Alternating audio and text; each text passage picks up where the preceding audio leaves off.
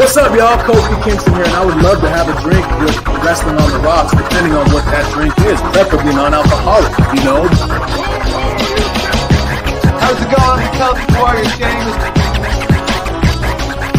Soda. I would love to have a drink with Wrestling on the Rocks. Maple syrup.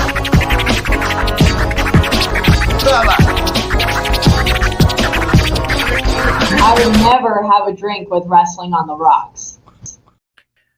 Welcome to the dive bar of the IWC. Welcome to Wrestling on the Rocks, episode 1. Again, Happy New Year. Same episode 1, New Year.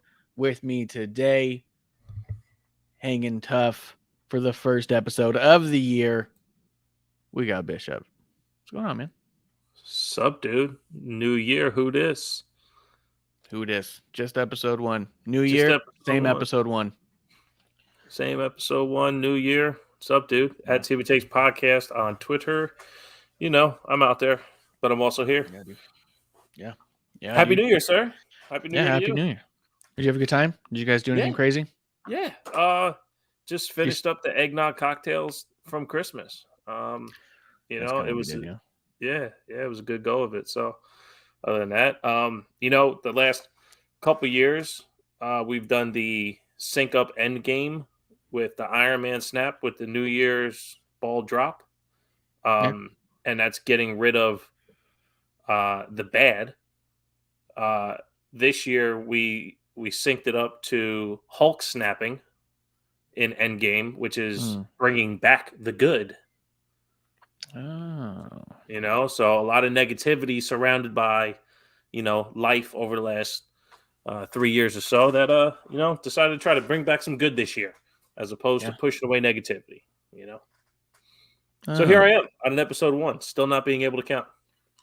That's true, too. A lot of people, like, it's a good call. A lot of people talk about pushing out, pushing away the negativity, you know, running away from the toxic, blocking toxicity and all that stuff. But when you spend all your focus on trying to find the negative to push it away, that's still a negative energy expended, like, versus inviting positivity and welcoming positivity and change and all that stuff. Like, probably a much better way to go about it. Be welcoming and not, you know. Yeah, that's the goal. That's the plan. So we'll see if it works. Who knows, man. Someone I work with said to me the other day that they're like, I think last year will be the worst year of my life. I think everything is going up from here. And I was like, well, that's always the hope. There's always the hope. You always hope the next year is better than the last. But yeah, dude. Yeah. It's good to be back. Good to have you back. Good. We got the boozies out. It was a good time. And then yeah, this year's going to be pretty good stuff for me too. We're going strong with the Medusa stuff, paving the way. Go to youtube.com/Queen of Carnage, and yeah, I'm John Arezzi, Pro Wrestling Spotlight's been going really good, and it looks like it's going to get a little bit better for me too. So yeah, keep an eye out that too. youtube.com/Pro Wrestling Spotlight. And then we'll see where we pop up. Already looking at potential dates for going to certain places. So we'll see. Should be a good time. Should be a good year. Yeah, absolutely. Good episode 1. Hell yeah. It won't be that good episode 1. We're not. It'll be so good, you might consider a different title for the next one. Yeah, well, maybe. I'm telling you, like the last 3 that I've been on, man, we're clean. We're clean. Just saying, we're clean. Yeah, they're pretty solid. Pretty solid. Let's see. As far as news goes, I know we don't try to dig too much into the news unless something's like Stark, and not the Ricky Starks. That's our Thursday show, almost exclusively. Sasha Banks, Mercedes Monet. That's how she's been saying it, not Monet, because Monet is a painter. And also Frankie from NXT.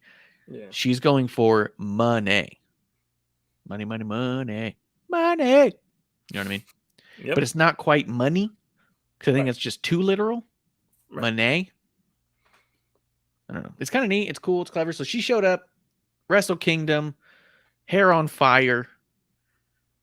And yeah, I'm excited for her to see what she does. I mean, there's been a lot of criticism of it, but I think there's a lot of excitement around it.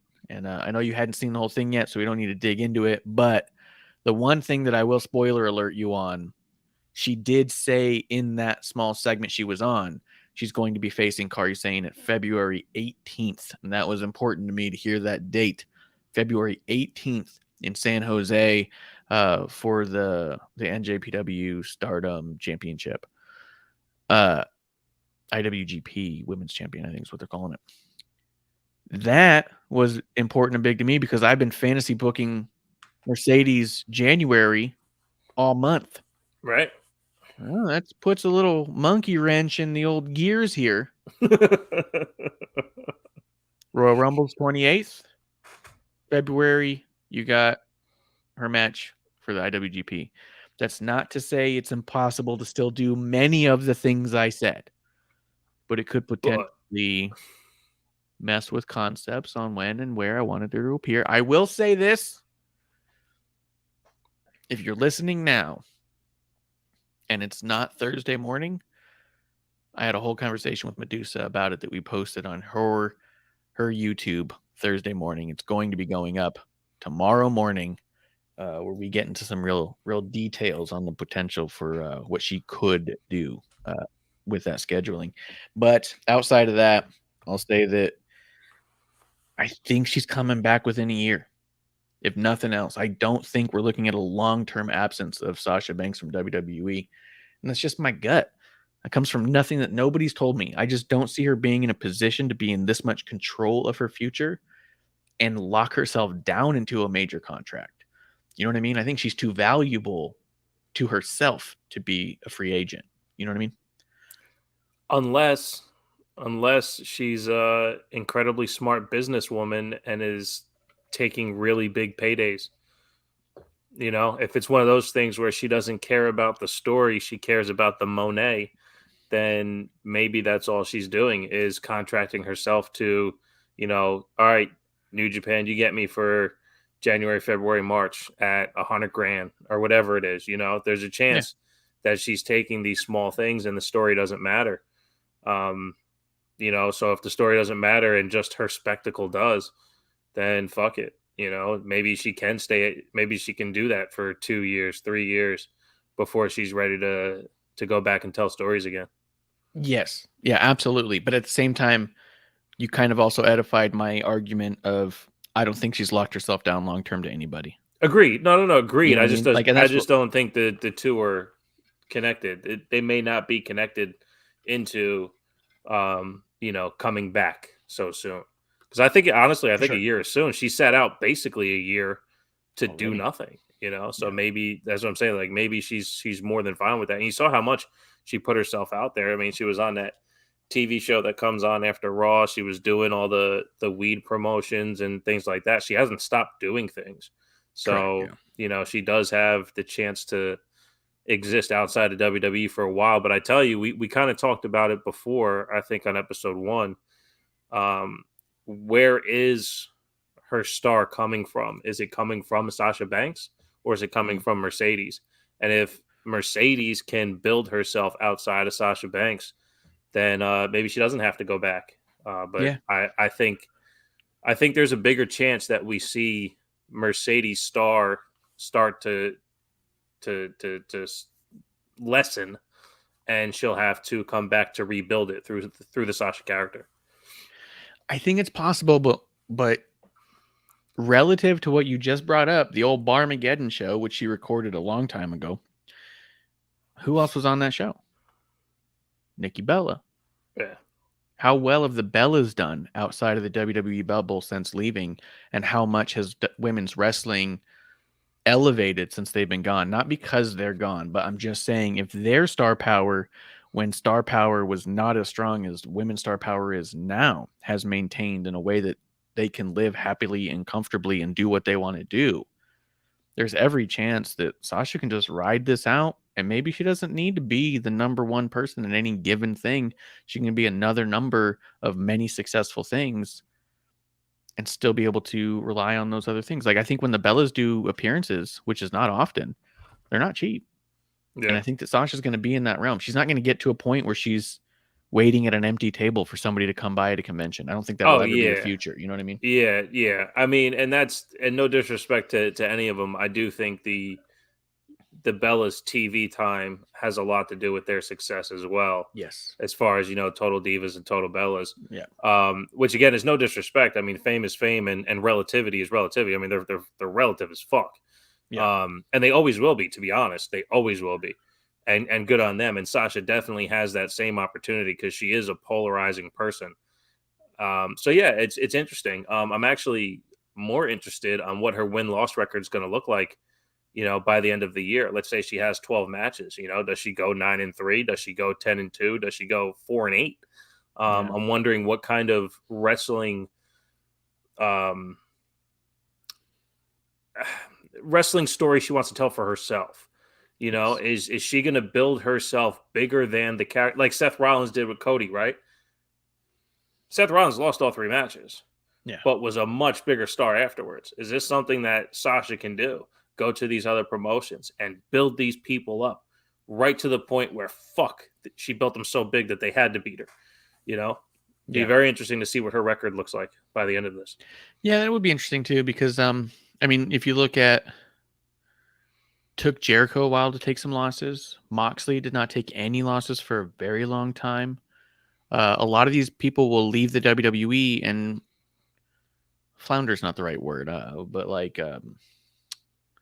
meander amongst all the indie scenes and stuff. And because they were top in WWE, a lot of them are establishing that they're dominant in these other worlds, right? So they just won't take any losses for a long time.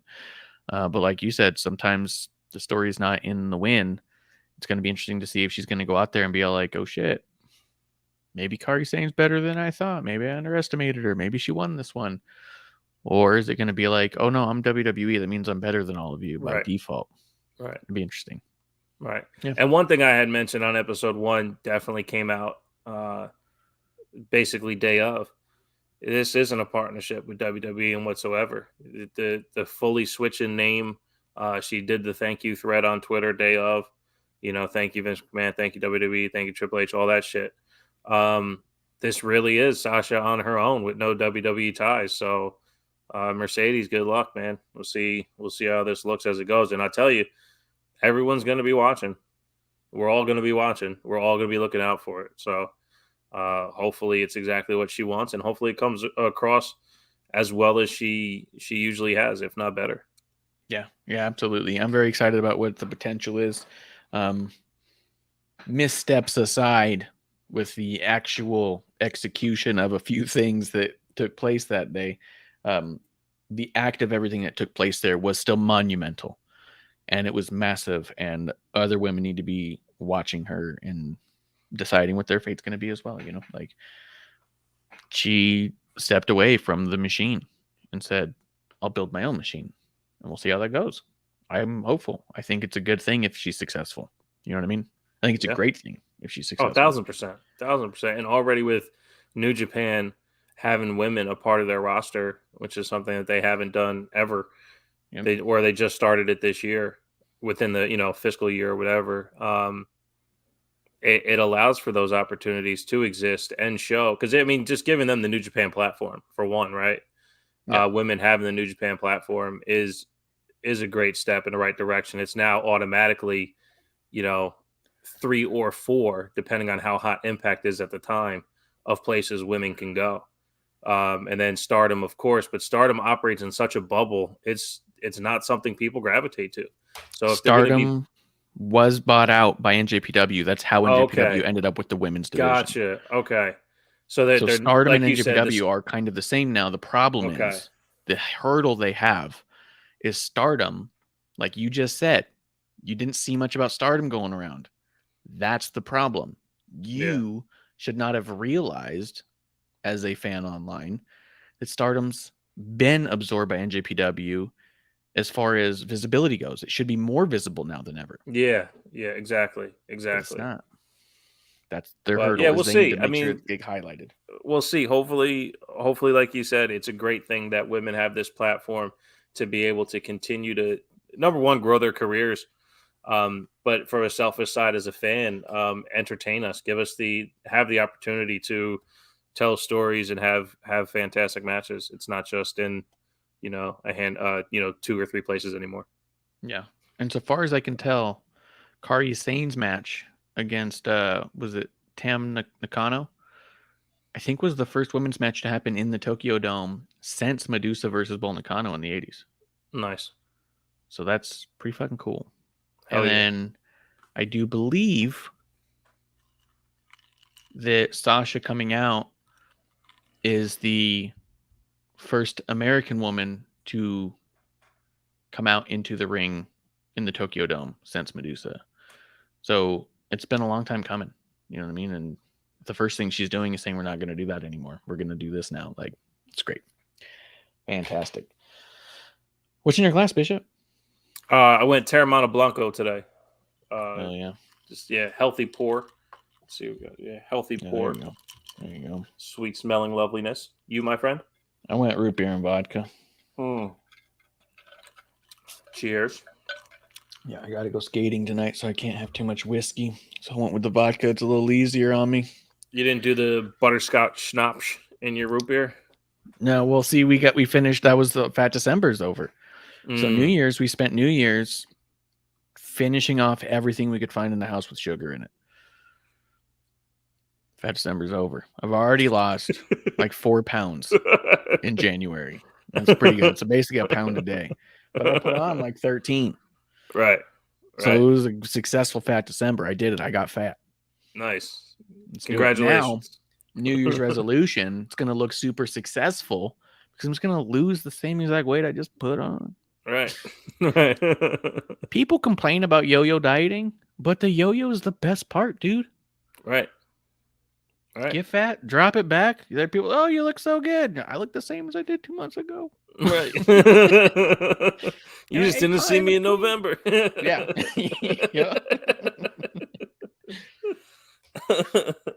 Something like that did happen, though. I worked in New York for a long time, and I gained most of the weight moving to Arizona.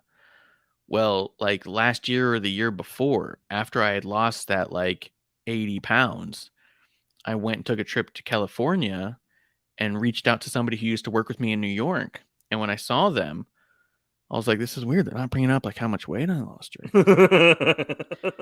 And I made comment about something, and she's just like, You look the same as when I saw you in New York. And I was like, oh, yeah, you didn't see me in the fucking 4 years between.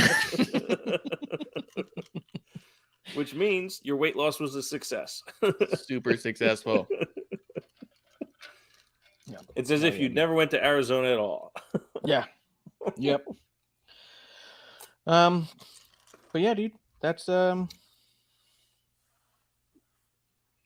think that's it for like news. Just so you know, like go get that Monet.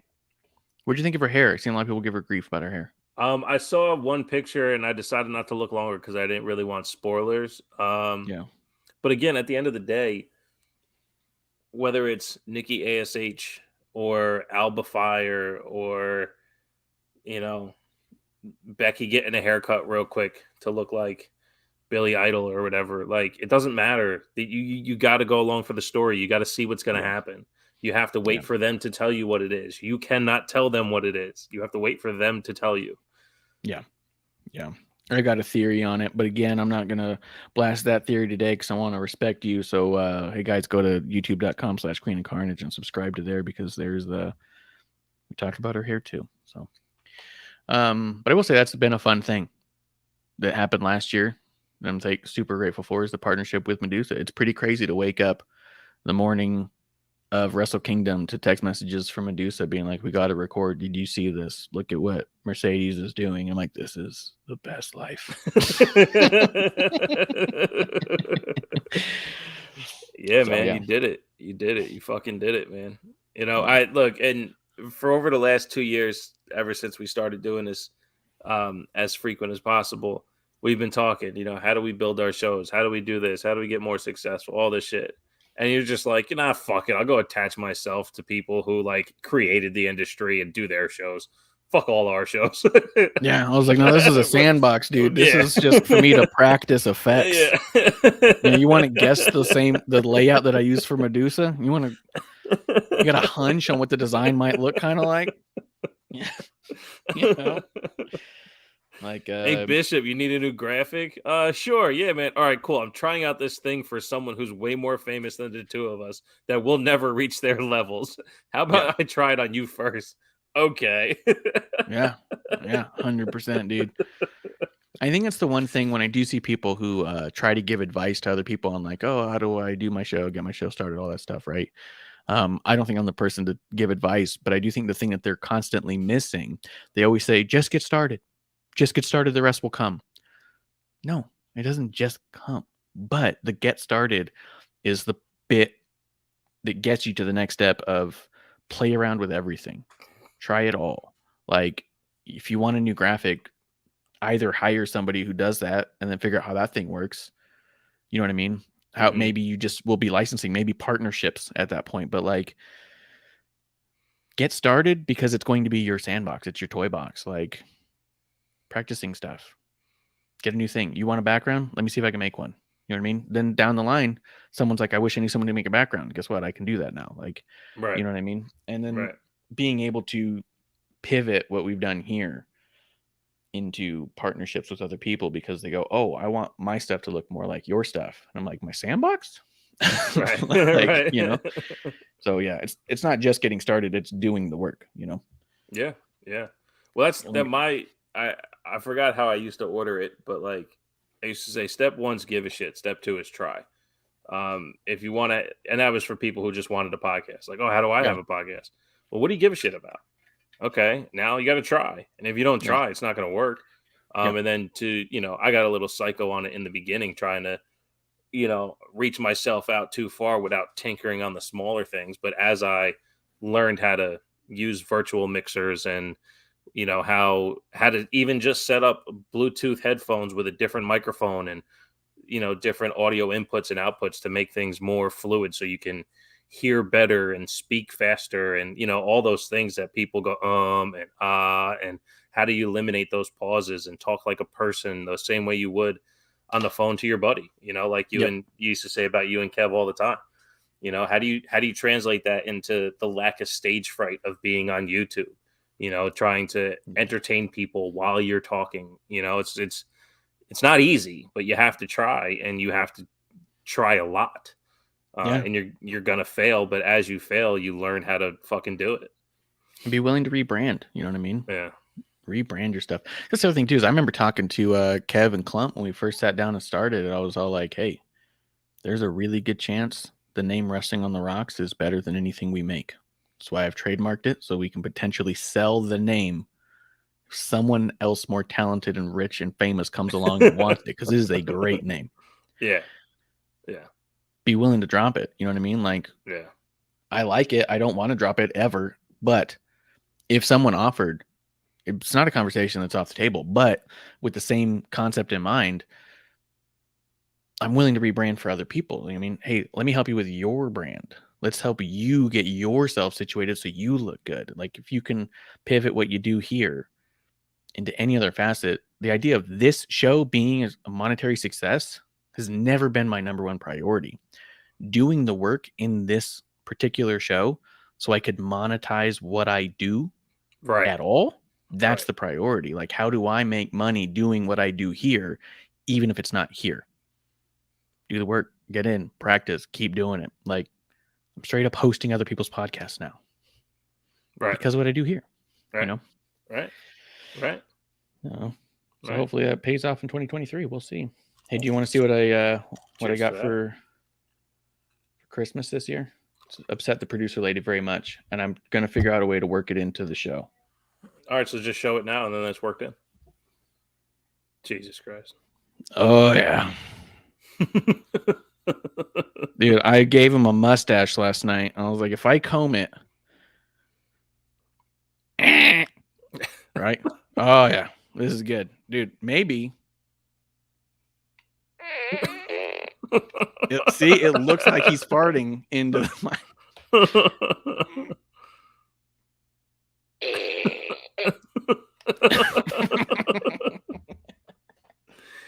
Oh my God, you're a fucking child. This is so good.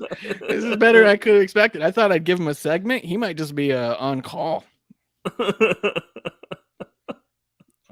This is so good, dude. But we'll have more Marv as we go. This is good. Christmas was good to me. Did you get anything like that you could use? No, I just got I got a new phone. That's it. Yeah, that's bullshit. Yeah, Worthless. I got a new phone. And a new phone and a $100 gift card to Amazon. So, ooh, see if there's a puppet on Amazon. Maybe done. Maybe. Yeah. All right, man. But is it worth having a puppet without having a fart gun? That is a good call. That's a good call. There's got to be other fart mechanisms. You know those keychains? Remember those keychains that have little fart noises? If you put one in the puppet, yep, you did it right. It's gonna sound like it's coming right out of them. Oh, that'd be good. Move over, Jeff Dunham. Yeah, Much is here. Yeah, I can't remember the last time I saw one of his puppets fart. It's bullshit. He's supposed to be comedy.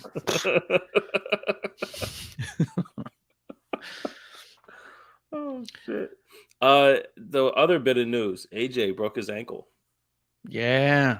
I watched it happen. It's crazy. That was shitty. What do you know about broken ankles?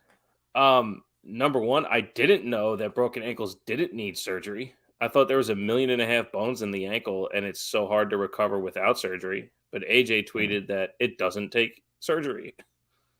Yeah, I thought you just needed to get a cast on it right away. But I don't know. I'm not a doctor, dude. If someone was all like, hey, you could just ice an appendix, I go, really? I don't know. Don't study that stuff. Yeah, fucking the house show we went to, fucking AJ was running to Finn. Finn flipped him over the ropes, and it was on the opposite side of the ring, so we didn't see him land. But he landed, must have popped his ankle. He got back in the ring, and you can watch them change the finish on the fly. They did a whole thing where AJ gets in the ring. He hobbled, gave Finn just a regular body slam, just a scoop, whoop, quick little body slam. Hobbles over to Carl Anderson, tags him. Carl Anderson goes in and puts the finish on Finn. End of the match right there. Mm-hmm. Yeah, it was crazy because, it's one of those things where, we think we know it all because we've seen it all. And I'm watching AJ get back in the ring, and I'm like, AJ might be hurt. Wait, is this how the match is supposed to go right now? And then they hit when Carl Anderson pinned Finn. And, at house shows, they give the fans everything what they want, right? If it's AJ versus Finn, AJ's going to win. And the way they're going to do it is in some type of way that makes AJ look like $1 million and Finn's so pissed off. So everyone gets what they want. Yeah. So when that switch happened, I was like, man, AJ must really be hurt. That's really odd. And then the OC gets rushed out the ring. We're watching paramedics come to running to the ring while the match is still going on.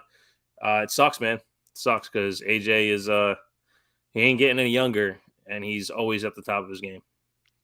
I know. I was thinking that too. I was like, if AJ Styles can break his ankle on a live show going over the top, that only strengthens the argument that people have about the younger talent needing to be careful, and why are you doing these crazy spots? And the as much as it's a little old hat, but the death matches with small crowds and stuff, people it's only for this many people. Their thought process is such of that AJ's out of Royal Rumble now. It's a different era for sure than the old-minded people who would say that's a big payday you're missing. I don't know if they get paid all that much more for being on a pay-per-view show versus a Raw versus a live show. I don't know how much their salaries determine anyways. I think their downsides are so high nowadays that they're usually I think that it used to be they'd give you a low downside because you're going to make so much more anyways. Right. Now the downsides are so high, I think that they wouldn't have made that much otherwise. Right. Does that make sense? Yeah. So it's a little more salary like. I still think that they make their merch, but I also think that their downsides are high. So I don't know that this is all oh, he's missing out on payday, but he is missing out on a Rumble, and that sucks for us, the fans who like to see him. I'm sure it sucks for him who just likes the Rumbles. But if AJ Styles of all people can do a dive over the top and break his ankle, I don't want to hear from anybody else that, but I'm safe. Right. You know what I mean? And it was routine too. It was a routine. Exactly. Just the over the top rope. Yep. Everyone's got a number. Everyone's got a date. And like you said, he's not getting any younger, so his healing time's going to maybe be affected by that. I don't know that means he's out by Mania. I feel like that he's back by then. Someone told me 6 to 8 weeks, 6 to 9 weeks was pretty standard for a broken ankle. So I hope that that's true. And I hope we have him back by Mania, because I think that he's too good of a talent to be out for stuff like that. But yeah, he broke it, doesn't need surgery, so good on him for that. Yeah, that's nuts, dude. Anything else you want to say about that before we talk SmackDown? No, just if WWE's in your area, go. The house shows are so much fun.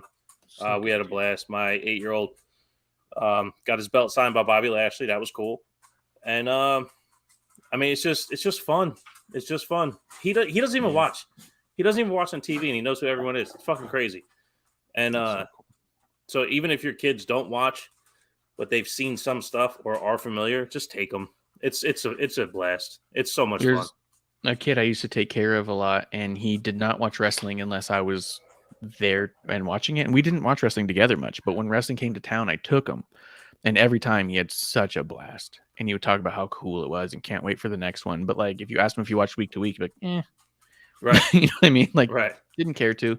Oh, but he had another thing I just want to mention about him. He very first match is Bianca versus Bayley. Bianca falls, gets back up, throws a punch, and he in back-to-back sentences goes, "Dad, she fell on purpose.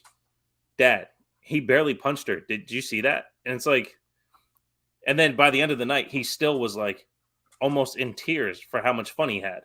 So even he understands the absurdity of it, and it didn't get lost on him to have as much fun as possible. So we all know what we're going to see. Yeah. I think the last live event we went to was around my birthday time. I'm not even talking about the SmackDown I went to that was there, but the day before or the day after or something, where was the live event in town. And we held up a sign for Carmella, and we posted it online. She ended up sending us a DM being like, "I saw your guys' sign. I loved it. I How cool. You know, like that stuff doesn't happen when you go to Raw. You know what I mean? Like the live Exactly. events are big. Exactly. Yeah. Let's talk SmackDown, dude. The end of the year and the beginning of the year. That's what's kind of cool about our show covering it the way that we do. We're actually going to be able to talk about how the year ended and how it began in one episode. Sounds good to me. Episode 1, matter of fact. So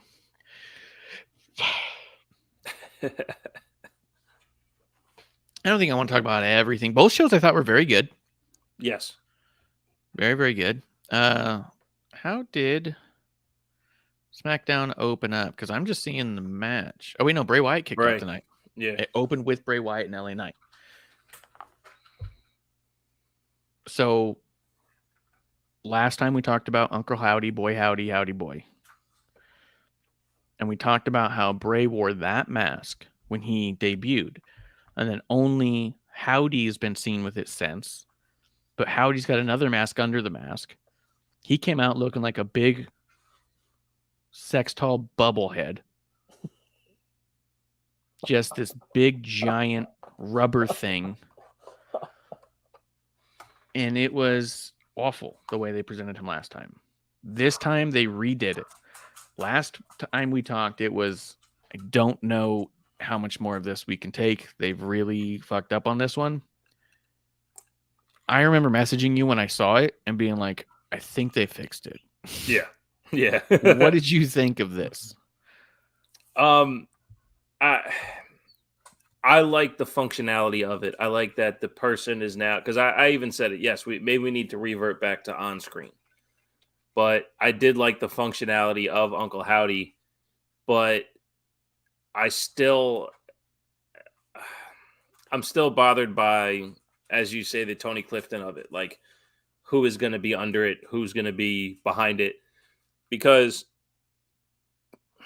I want fluidity in the story.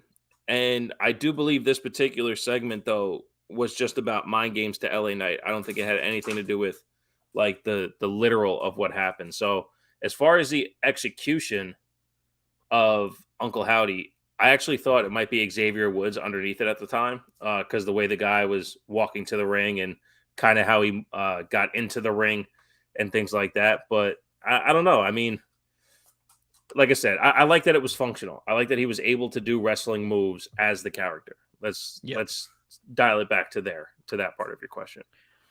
Well, yeah, and then the mask being more of that original Uncle Howdy mask, but having the mouth cut out. So now you've solved the issue with a big rubber face that you can hear an echo with when he talks, and it's muffled. He can't move the mouth, so it doesn't look like he's talking when he's talking. You've now solved that. Like, I think that weird cowboy aesthetic thing should largely remain in video things and never show up in person again. You know, clever camera angles at best. That's it. But this is how Uncle Howdy ought to be portrayed. And I do think that this way of portraying Uncle Howdy Boy, is, to me, more definitively different than Tony Clifton.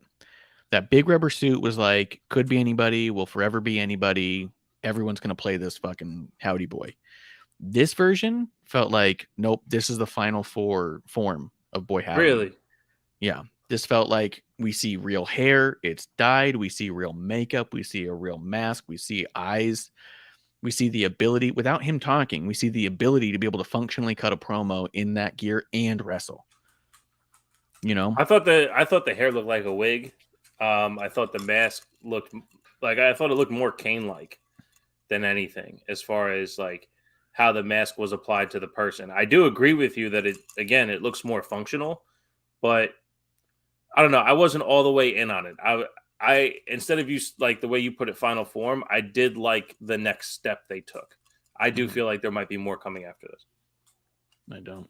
I think you're so stupid. What can I say? I drank a lot over the holidays.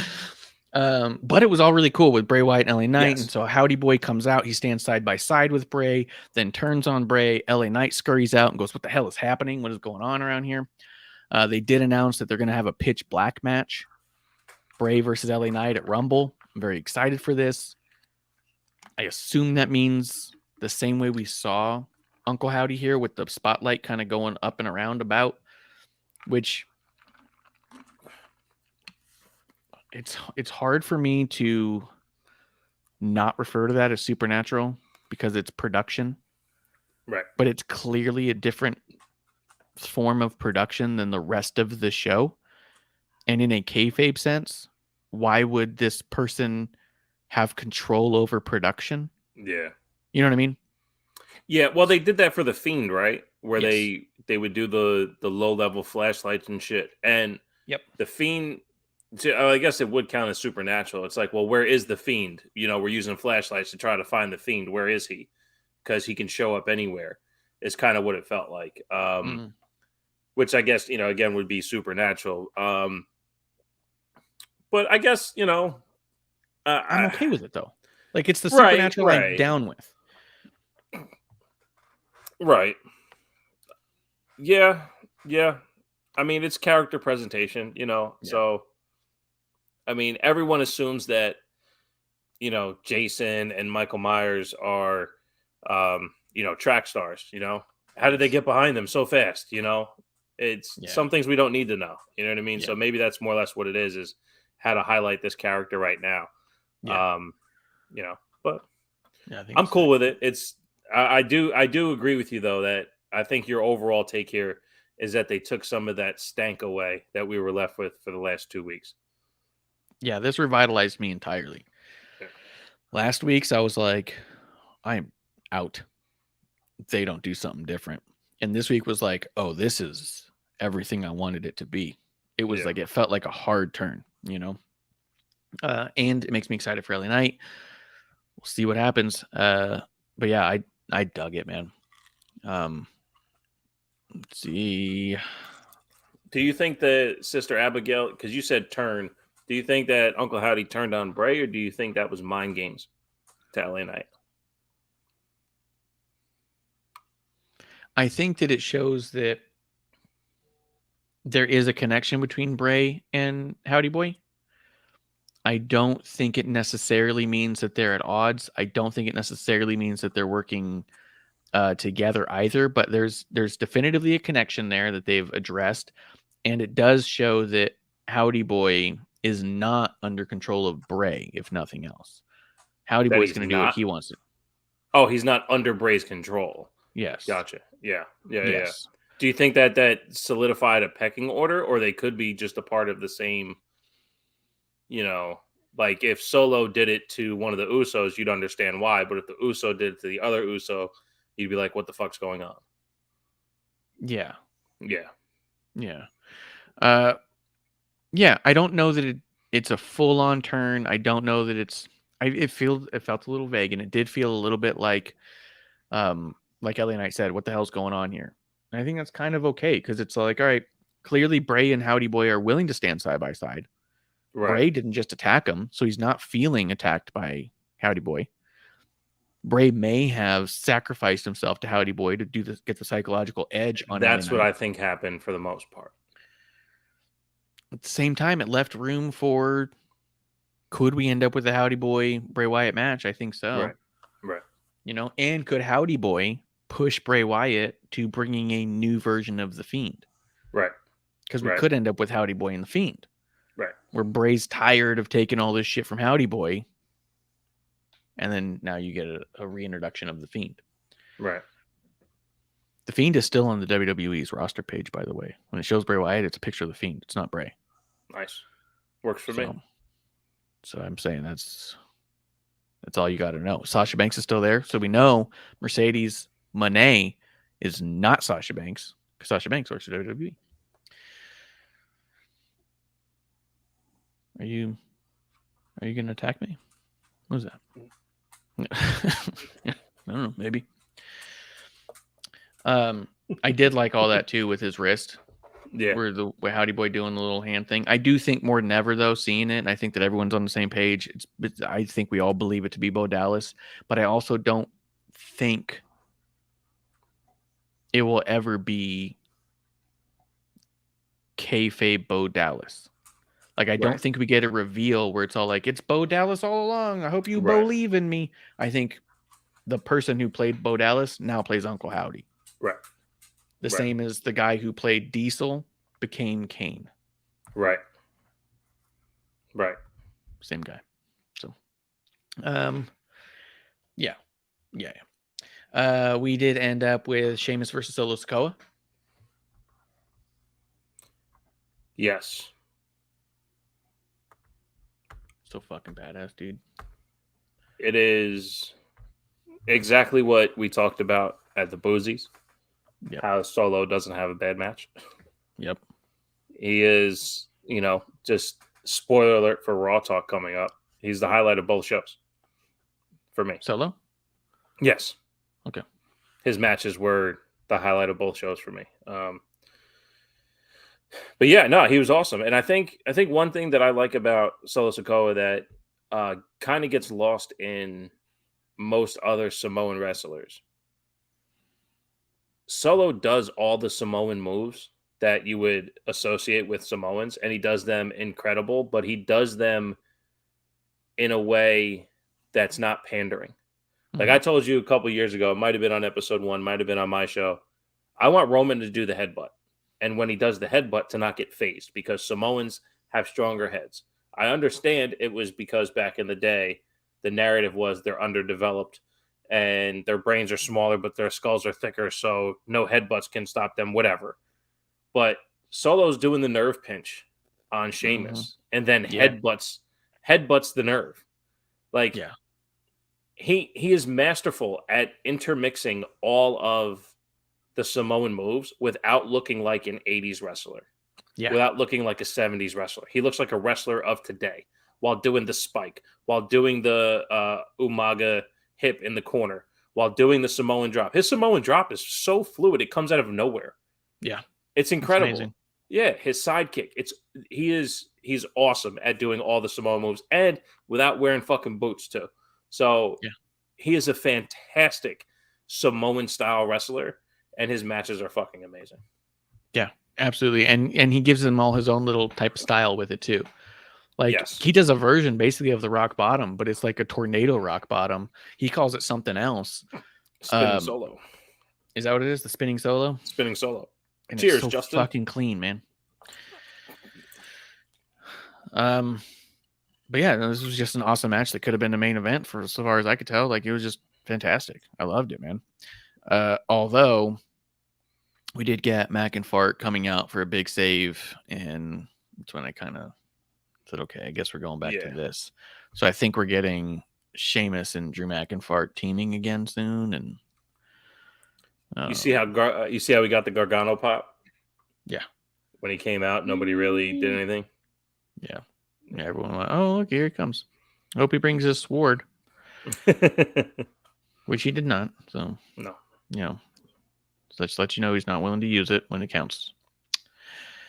But yeah, there was that. It was fine. Yeah, I'm not excited what they're going to do with him coming forward. But let's talk about the big thing that happened.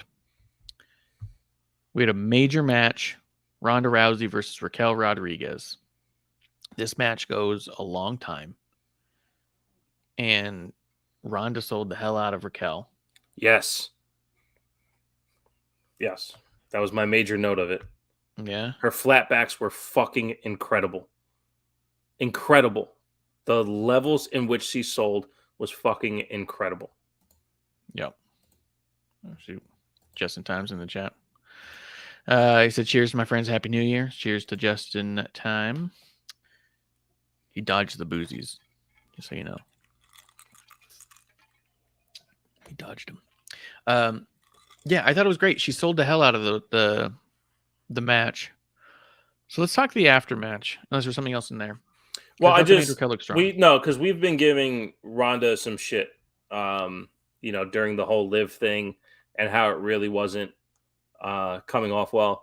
But that's my notes say exactly. Ronda's flatbacks for the shoulder tackles were the most impressive things she's done all year. The flapjack and the suplex.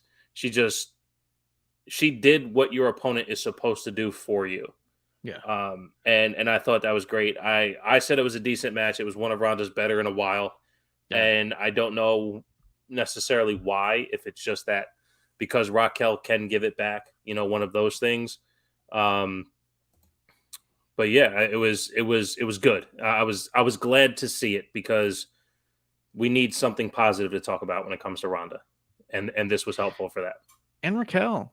We've talked to Raquel about not quite clicking too, that no matter what they do, they push her and it comes off super bland for some reason. And we know they're good.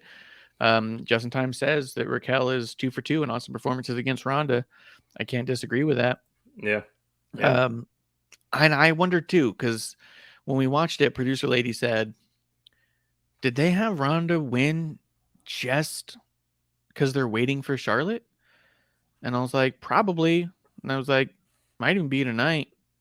And then right after that, they show the replay, and then here comes Charlotte with a very Ric Flair opening. Definitely Charlotte Flair with a very Ric Flair logo. New music, new gear, same shit. Mm-hmm. Here's the part. Like, I get it. She's a big name. She just is.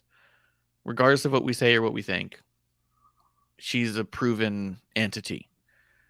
You can put her name at the end of a pay-per-view and it makes sense. You can have her close out a show and no one's saying, how is this happening? You can put a title on her and no one says, what do you mean Charlotte became champion? That makes no sense. All that made sense to me is fine.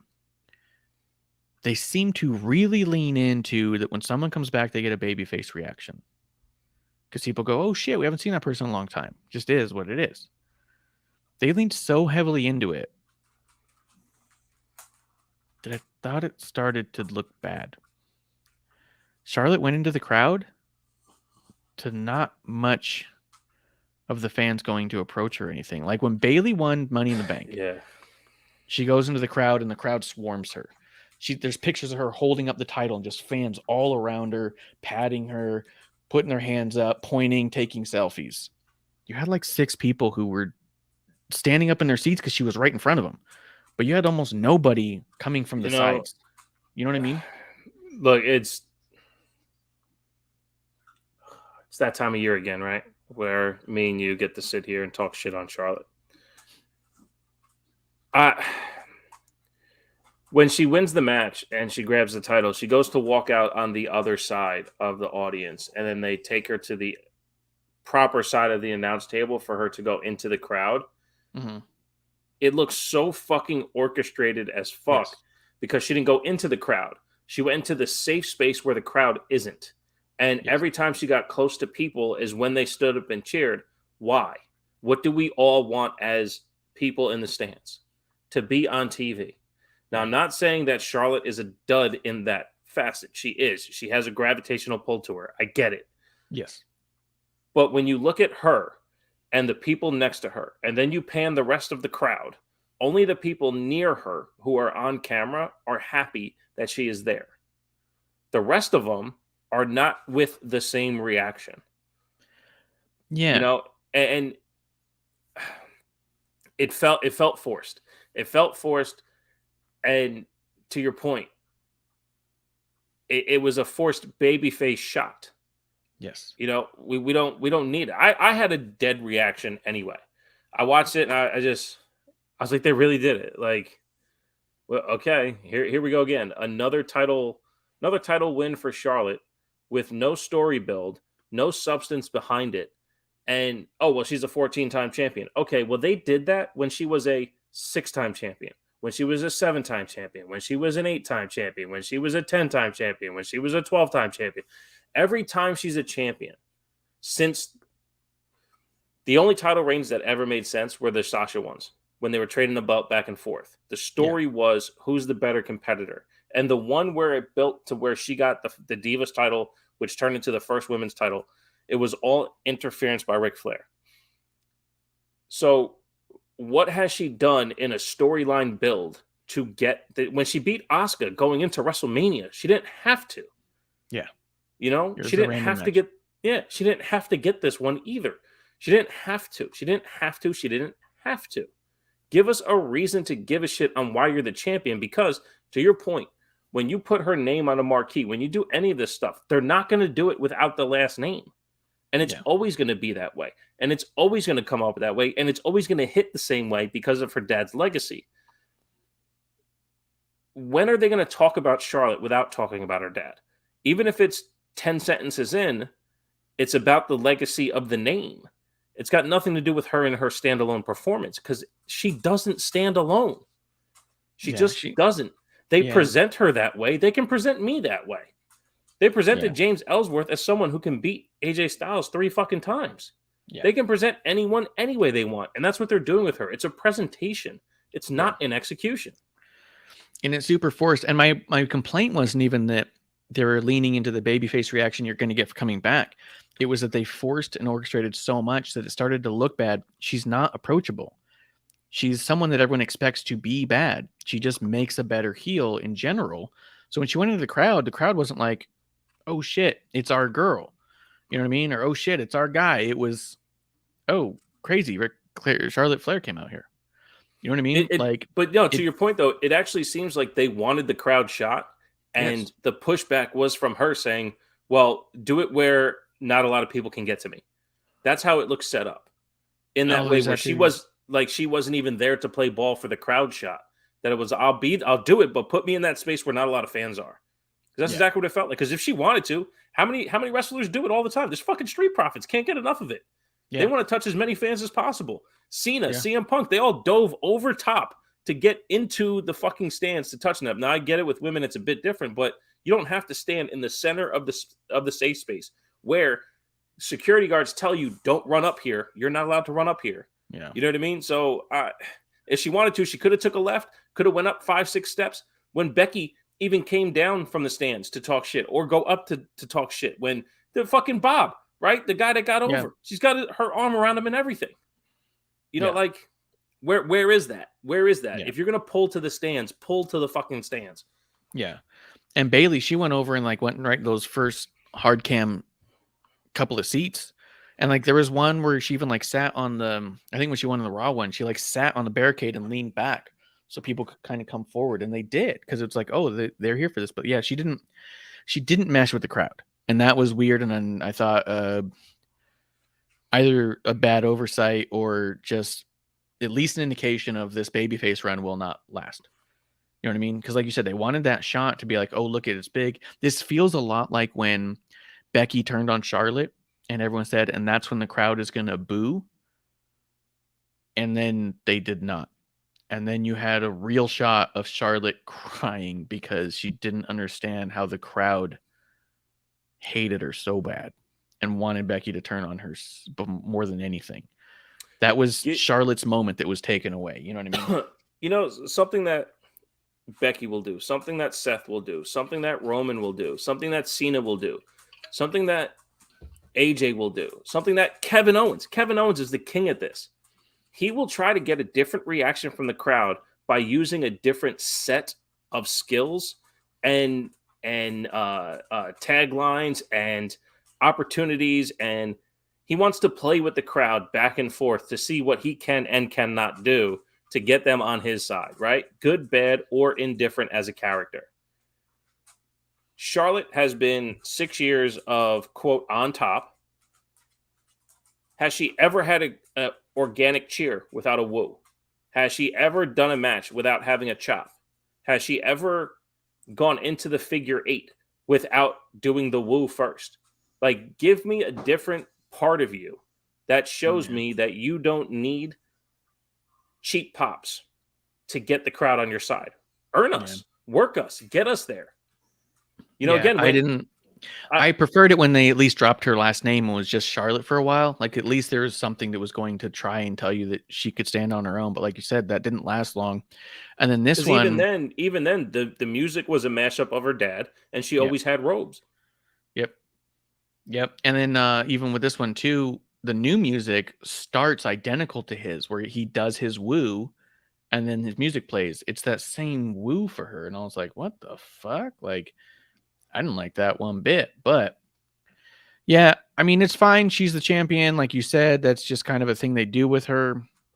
I'm not excited by it. I don't know. A lot of people were talking about how this is wonderful because then we're out of the Ronda championship thing, but I don't think that are we talking lesser of two evils here? Or, I mean, do we actually expect we're going to get something different moving forward? I didn't see anything that made me think we're going to get something different from Charlotte, but I guess we'll see.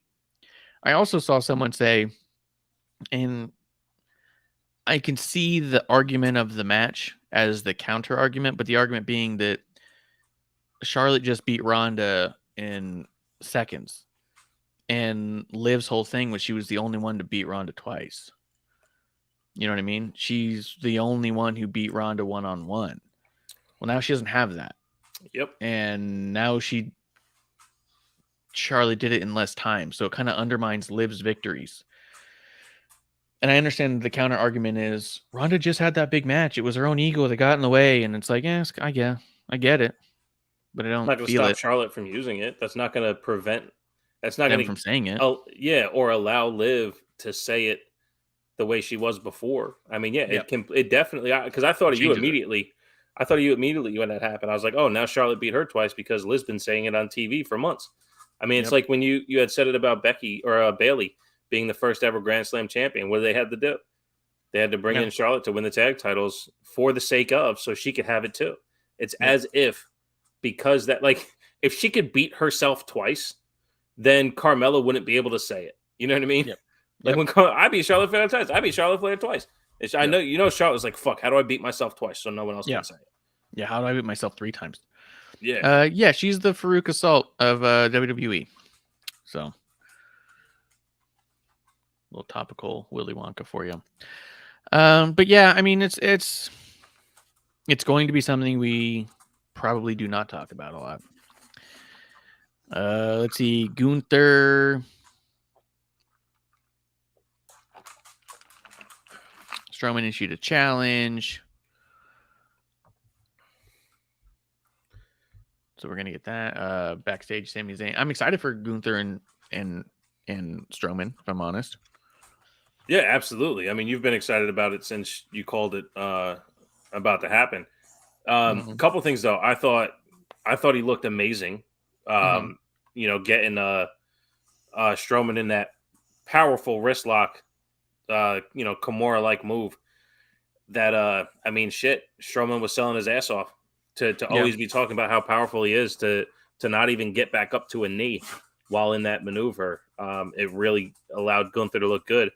And the other thing was, it looked like Ricochet really got him. Did you see anything afterwards about that chair shot? Because it sounded like Ricochet caught him in the head, and it looked like it the way the referees were tending to Gunther afterwards.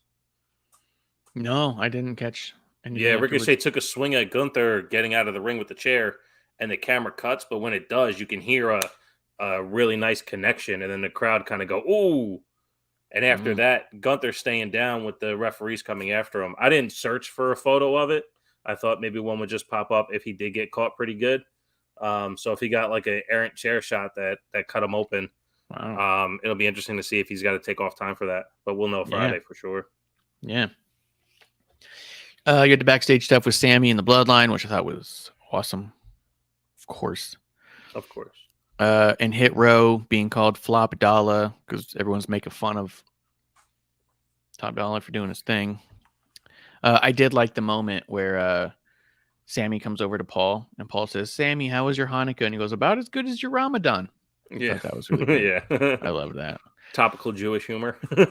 Yeah, well, because Sammy's Muslim and they don't talk about it and they try not to and all that, but it was a nice little nod to the fact that that's all okay. Right. It's a weird thing to say, but it is. And then I guess next week we're gonna get was it Top Dollar against Ricochet for a spot at the Rumble?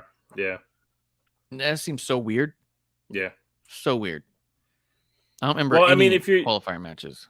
Yeah, I get it. I agree with you. You know, it is an odd thing to do, but in the realm of not being giving, you know, shit to care about, and Matt, like the Dexter Lumis Gable match, there was really no reason to have that. We have a reason to have this match now, and Top Dollar is doing a diss track on Twitter, which I thought was terrible.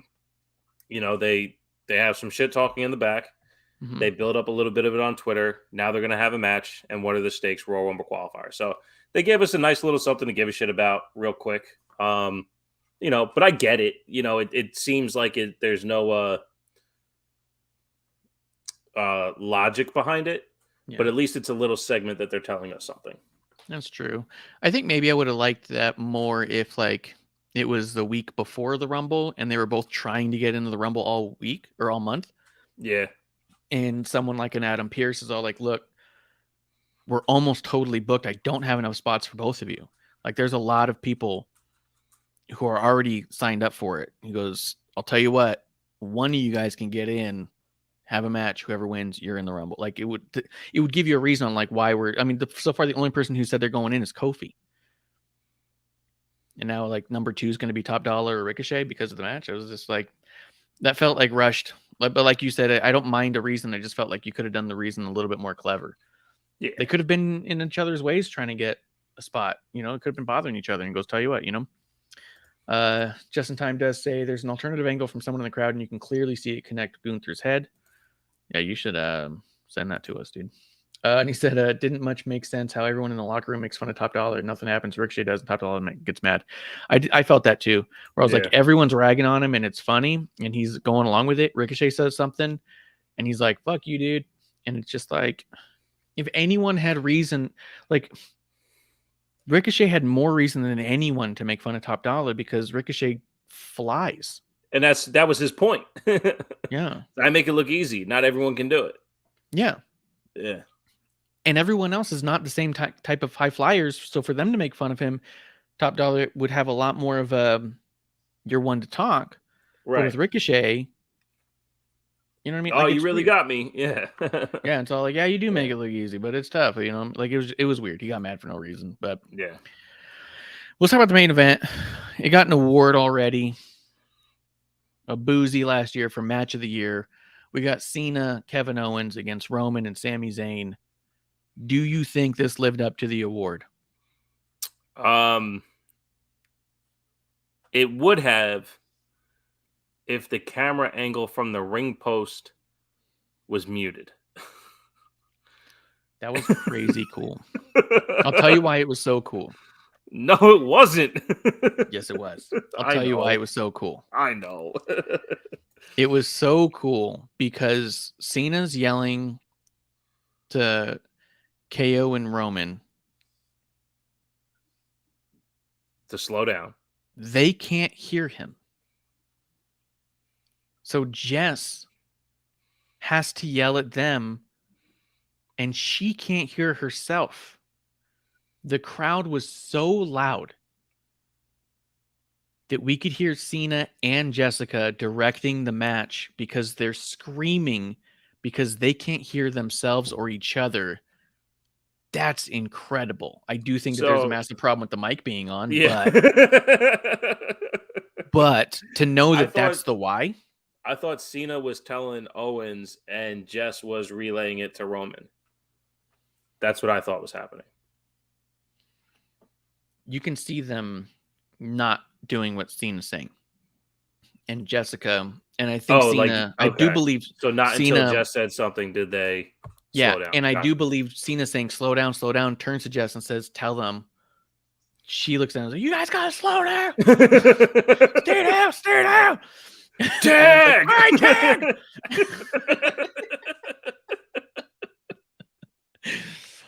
And we're just watching like, oh my God, clear as day. Now, I know Cena's always been ridiculed because you can hear him say shit. Blockbuster. So and like, loud. He's so loud. But in this instance, the audience was so loud they couldn't all hear each other. And that's which is why, crazy cool. Yeah, that was the one cool thing that my honest takeaway from it. At first, I was so bummed. And then I quickly saw what was happening. And Cena's juicing the crowd, man. He's allowing them to keep going. That's why he told them to slow down. Cena's been around for 20 years, and he hasn't wrestled in a year and a half. No offense to the legend. Who is he to tell them to slow down? You know what I mean? Like, they could if they thought that was the right thing. Because not only that, it's Roman and KO. It's not like it's fucking, it's not like he's in NXT telling them to do this, So if they know to slow down, but for Cena to tell them to slow down just that extra inch, it just shows you how smart he is to allow that crowd to keep getting that hot for Cena to get tagged in. Yeah. That he was telling them, what he was telling them is that as good as you guys are, as much as you know, you don't know what I know, which is we're not at the peak. Right. This isn't as loud as they're going to get, you know? Justin sent us the chair shot, and yeah, absolutely, you see it dink him right with a corner. Lunar? Lunar in the chat too. Shouts. GR Lunar in the chat. Jump. He's saying, yeah. So, but that was Roman busting KO's eye with that clothesline. I rewound it like 100 times today to make sure that's when it happened. It was on the initial clothesline that he fucking popped his eye. He also went over and just started punching him in the stomach a bunch. And a couple looked like it went towards his eye. When KO was down, Roman goes over there and just fucking wailing on him. And you're so like, oh, that's what a receipt looks like. Because KO showed up on Raw, had a match. He had a black eye, dude. Yeah. Like, his eye was swelling by the end of the match. I remember calling it out clear as day. Oh, yeah. Yeah. He had some blood. Sammy had some blood right away. I loved the KO shit talk to Sammy. Dude, I thought this was such amazing storytelling. And then to have the opportunity of them being so loud that we got to hear a little bit of that kind of coaching and stuff. Like, it's funny. I asked Natty, Natalia Neidhart, one time. I said, what's the best advice a referee ever gave you? And she went, slow down.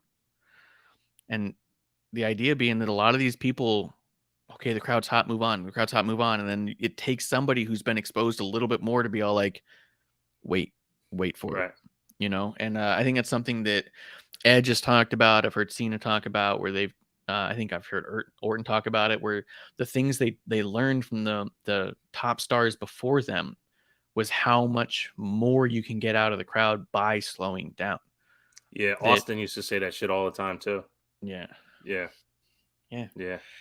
So it was just cool because, like you said, who's better or bigger than Roman right now? Maybe Roman still has a thing to learn here or there. You know what I mean? Well, not only that, Roman and KO are two of the best at, and I say this politely, crowd manipulation. Mm-hmm. You know, they're two at the best at having the crowd in the palm of their hand. And they had them. They had them. Yeah. But they had them for the hot tag to Cena. And Cena's like, no, not yet. Not yet. Yeah. Slow down! So good. So fucking loud. So loud. Tag! The victory did go to KO over Sammy. I felt like Cena, it was hard not to smile watching him because you could tell he was just having a good time. A little bit cartoony good time. A little bit like this is just for funsy good time. So it felt a little bit like a live show, to be honest, because I've seen that kind of stuff in the live shows. Like that clip that you see from time to time where Undertaker's running post to post and pours water on his head and runs back and forth again. You're like, he never did shit like that. Well, in the live show, he might because he's goofing off. This felt a little bit like Cena was goofing off. But it was really good. But the only bummer was that it didn't feel like he left anything on the table to come back. It doesn't feel like he's coming back soon. Yeah, I was disappointed because they did the Brock Lesnar thing, right? They advertise them all show, and you get one spot at the end of the night. Also, I was disappointed because I believe I said it on the Boozies that when Cena comes back, he comes back to play wrestler, and you can see him playing wrestler, and that's what he did. He came out and he played wrestler. So the way he's used to over accentuating these mannerisms from the ruthless aggression era till, you know, he really slowed down in 2015, 2016. They don't wrestle that way anymore. It's just not done like that anymore. You don't have to pander your emotions to the moment. You have to, you know, you got to make it look as real as possible. And that's what we get out of these guys. So when Cena does character, honestly, he looks like the worst one there, you know, and that's just out of ranking him. It's not, and he looked awesome. I mean, his athleticism's still there. His body is still amazing. He's great. You know, but yeah, he did, you know, his thing, and that's all there was. But how about for Kevin Owens, man? He got to take a stunner from Stone Cold and do the 5-knuckle shuffle with John Cena in the same year. Yeah. Like, that guy's in fucking... He's in heaven. He even said it after the Stone Cold match, like, he can never wrestle again and be more than okay. Like, there's nothing going to top that. But at the end of the year, he does one of the most famous moves with his son's favorite wrestler, with one of the most famous wrestlers of all time that he could never stand getting to the business, who he couldn't want to be more like, like onto his best friend. Onto his best friend. Like, yeah. What more could Kevin Owens want? Yeah. Kevin Owens is a total idiot for not going to AEW. You know what I mean? Like, what the? When his contract was up last year, he should have gone. It was amazing, dude. This was like, yeah. I think Kevin Owens is a whole new part of his career where nothing's going to be happening that he's not fucking making sure he loves it. You know what I mean? Just from a fun perspective. Right. If he thinks the story's stupid, he's going to play it in a way where he's going to have fun with it anyways. Like, he could never win another title and have still the most fulfilling career. Or you can have a long title reign and make it the coolest title reign he's ever had. It's, really, we'll have to see what happens with him. Yeah, exactly. Let's see. Just in Time says tag match was all right for what it was, just very overhyped. Is that a fucking shot at the boozies, dude? What are we talking about overhyped? Motherfucker got match of the year before it even happened. You're trying to dick. Well, I guess that would mean overhyped. You literally says match of the year and it never happened. That's a lot of hype. Yeah, that's not overhyped. It's okay. accurate. So, what was your legit take on the match?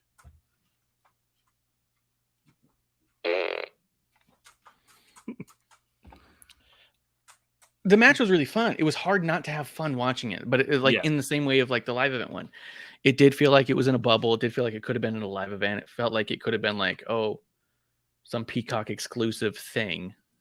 It didn't exactly fit everything else. It still had me all hyped up and excited, and I was really happy about the stuff, but you're like watching the guys play the hits, it didn't feel like Gunther and Sheamus. Right. We're just like, holy shit, I got to show everybody this. Right. But it did have an absolute holy shit. I'm so glad to be experiencing this. Right. Right. So there's two sides of pro wrestling and sports entertainment, right? This was like the height of the entertainment. Where Gunther and Sheamus was the height of the sports. This was height of the entertainment where you're just sitting there, you can't stop grinning, Yeah. Let's talk some Raw. We don't need to hit the whole thing. It did open up in a really cool way. Bloodline beating the shit out of everybody, taking over commentary, and taking over the intro to the show. Yep. They had the cut away from the way they were doing it just a couple months ago when Triple H took over. I love that. Yeah. It was crazy. And dude, Sammy coming off so serious, the way he's like buying into this aggressive gang member type guy, this is who we are, what we represent kind of bullshit. So good. Did you see that digital exclusive with Sammy and Byron Saxton? No. He asked Byron if he feels Usi, and Byron's like, sometimes he's like, say it. Say the words. I want you to say it. And then he goes, I'm feeling Usi. And then Sammy just goes, oh, God, what a nerd. Like, the way you said that was terrible. And he's like, don't ever say that again. Like, and it was so good, dude. But, I like the way they open it up that way. And then, they created a bunch of heat with the guys backstage. So now you have a couple of matches coming up. You get Elias and Solo, not for no reason. You get KO and the Street Profits against the Usos, not for no reason. You get, I guess that was them, right? I thought there was one other match. No, that was it. The Usos against Street Profits and Owens, because you had Jimmy J and Sammy Uso. And it wasn't for no reason. You had all that stuff in the back. I will say that the backstage segment had every potential to be very good when everyone was talking to Adam Pearce, but Montez Ford had to make sure that no one could be heard or seen but him, and that was an issue for me, but whatever. Do you find him as obnoxious as me or no? Did you see him steamroll that segment? Yeah, and I agree with you. I mean, this is a point where, I really wish all of his fans would hold him accountable so he can kind of see where the fine-tuning of who he is could make him incredible. Yes. Don't tell him he's great right now. He has great attributes, but if he fine-tunes them, he will be great. Yes. But he's not.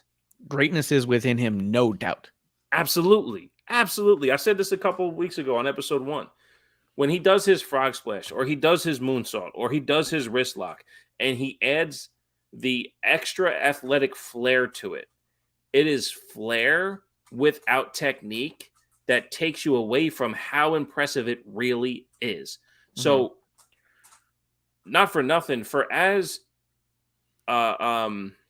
animated as he is during promos and backstage segments, his voice is captivating.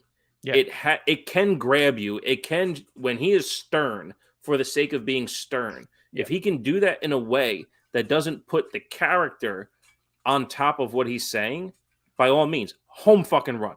Absolute home run. I used to say this about Bianca, 2 years ago. Just over a year ago. She has all the tools. But when the tools get applied to wrestling is when she will be great. Is when she will be who they say she is. And she's still getting there. She's still close. But she's still not as great as a lot of people say she is. Yeah. But it's there. It's all there. So yes, I agree with you. Montez, I still see a lot of the positive in him, so I don't necessarily take him as annoying, but I see the extra animation as me going, damn it, you lost me again. Yeah. Oh, and then as far as the match went itself, I kind of was only paying attention to some of it. Just in Time does say Montez coming out all hyped during the entrance for the tag match, and then during the match being all bummed out was weird. That's because of the Bianca segment. They wanted him to play up that thing, but you're right. He comes out all happy and dancing and doing the thing, and then all of a sudden it's like, okay, now that we're here, I'm sad now. Right. Play sad. Mopey me. Here's one thing he did. His frog splash. He landed snug, because I guess he was playing injured or what have you, or bummed, whatever, because he didn't get as much height. He landed snug and went to pop off and realized he shouldn't pop and stayed down. And it was like an obvious, muscle memory says overact this.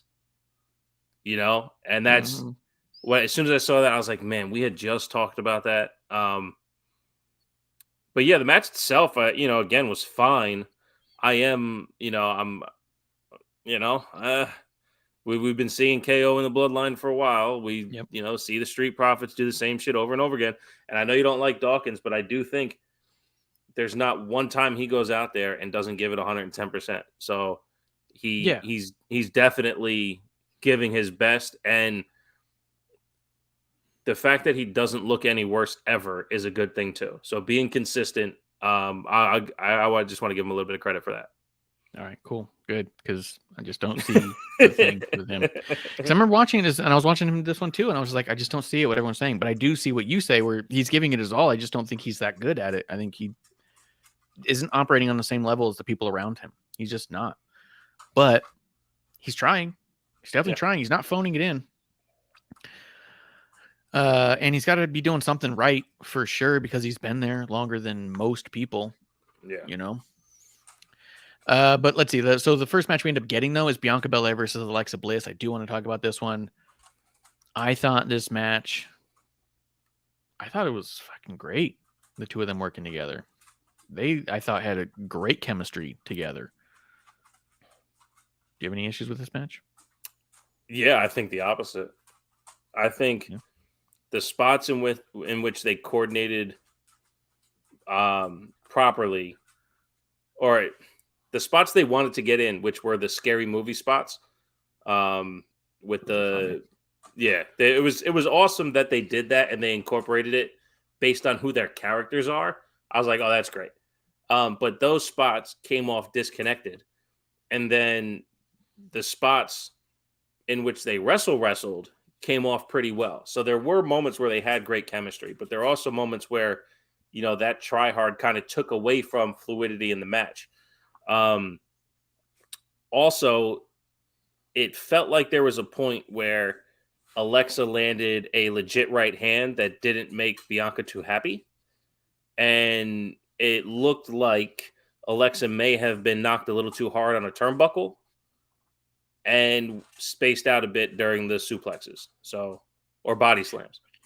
I felt like there was also, because I saw some people talking about how some of the matches or some of the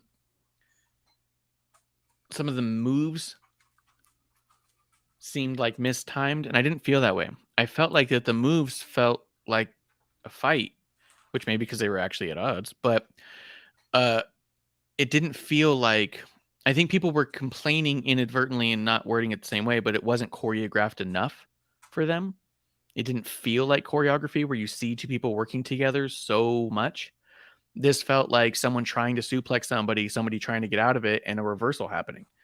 You know what I mean? Like the suplex came down, and there wasn't, the reason I said they work so well together is because even if the thought was, okay, they were going to go for a suplex and no one was balanced right, so she came down, the sell on what happened after wasn't, oh shit, we made a mistake, let's go back up.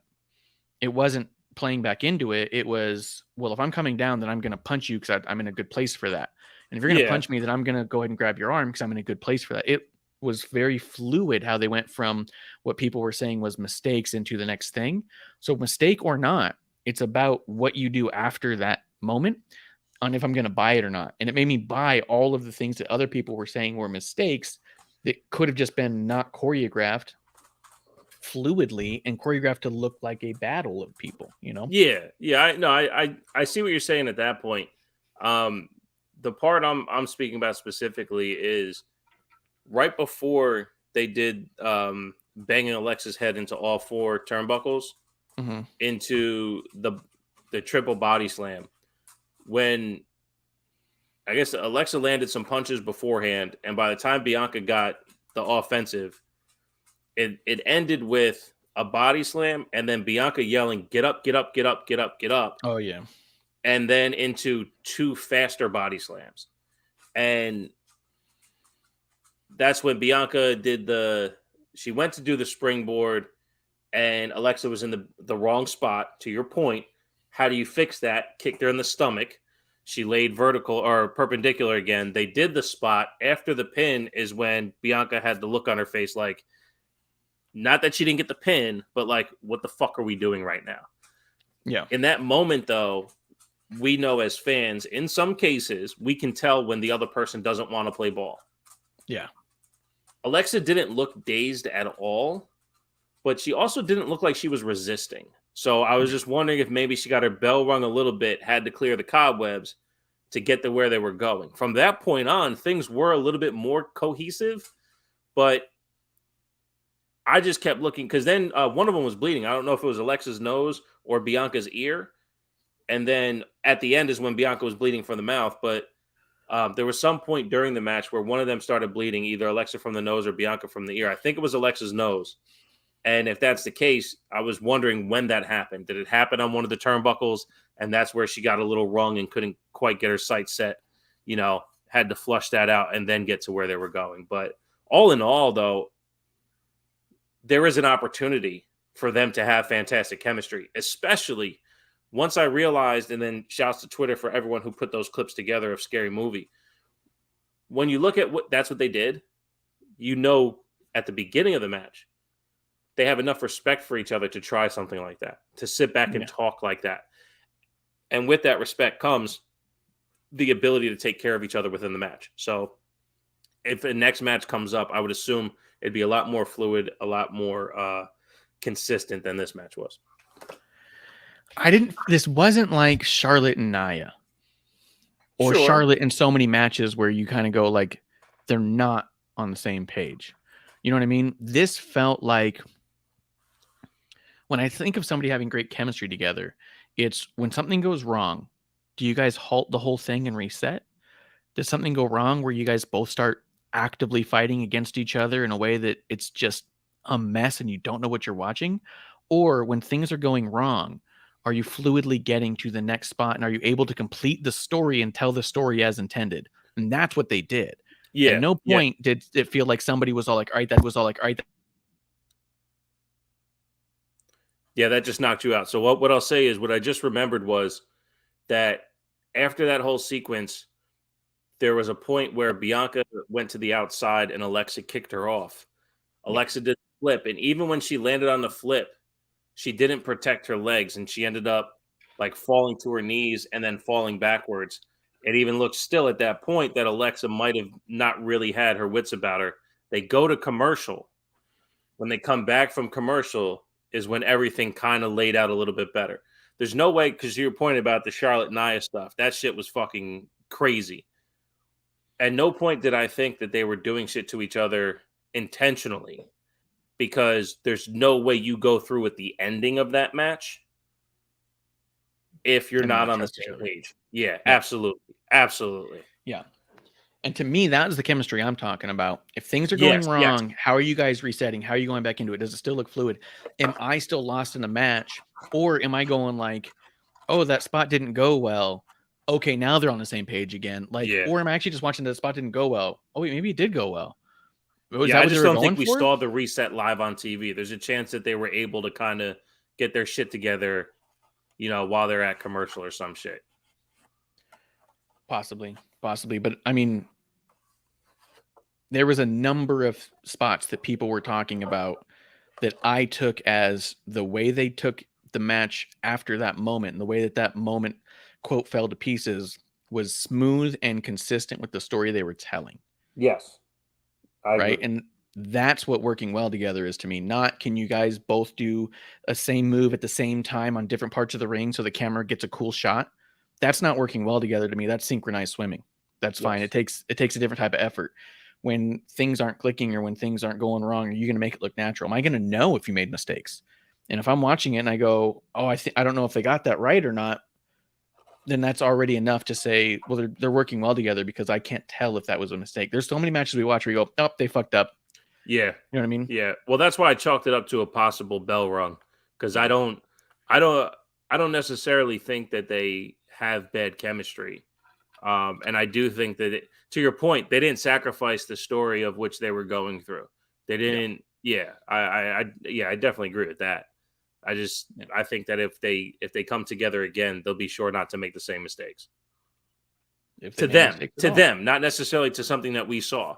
If Alexa maybe a punched too far, that or one of Undertaker's things, you can chop me once, make it good. If you chop him again, that's when things kind of get off the rails.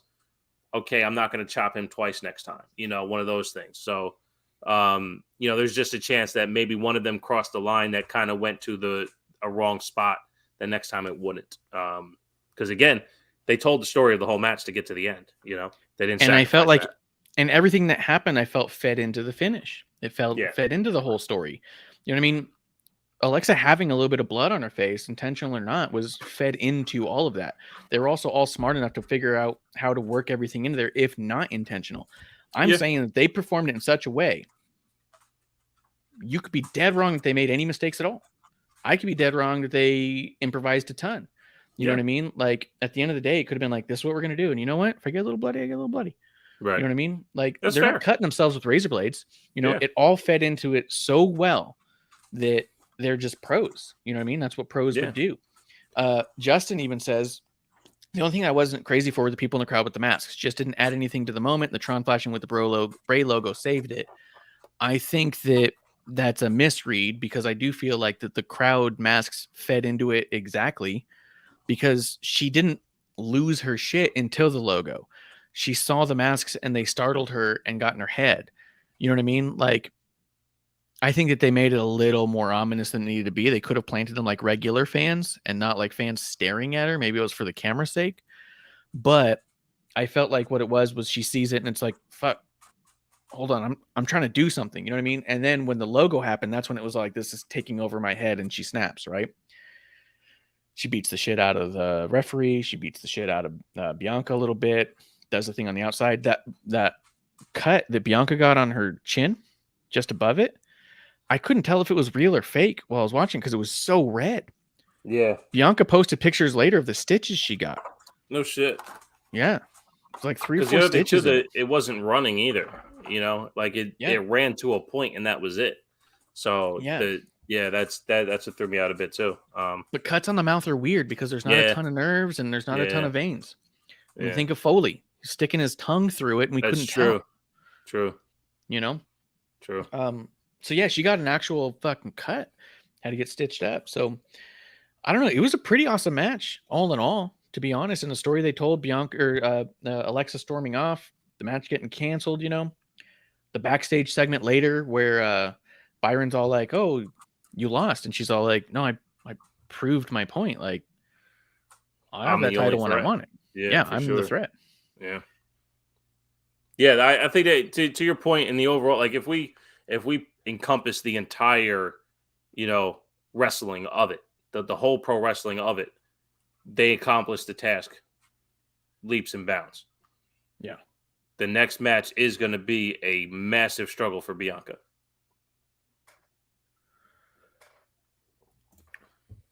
Just as it feels like that moment with the people in the crowd wasn't planned because they never showed or mentioned them during the replays.